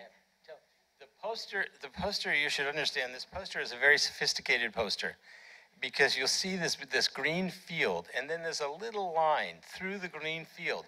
That is the disturbance. The line, it's great. That's the disturbance that everyone talks about in systems thinking and adaptation. It's the disturbance in the system that's pushing, to see if the system can adapt or if the threshold is going to change. There's a lot of words we didn't talk about in these last 2 days, but I think you'll have more appreciation for this wonderful poster that was done by the steering committee because it really represents the way nature and evolves. And you can even get some autographs from the speakers before they leave if you hurry up. So thank you, everyone.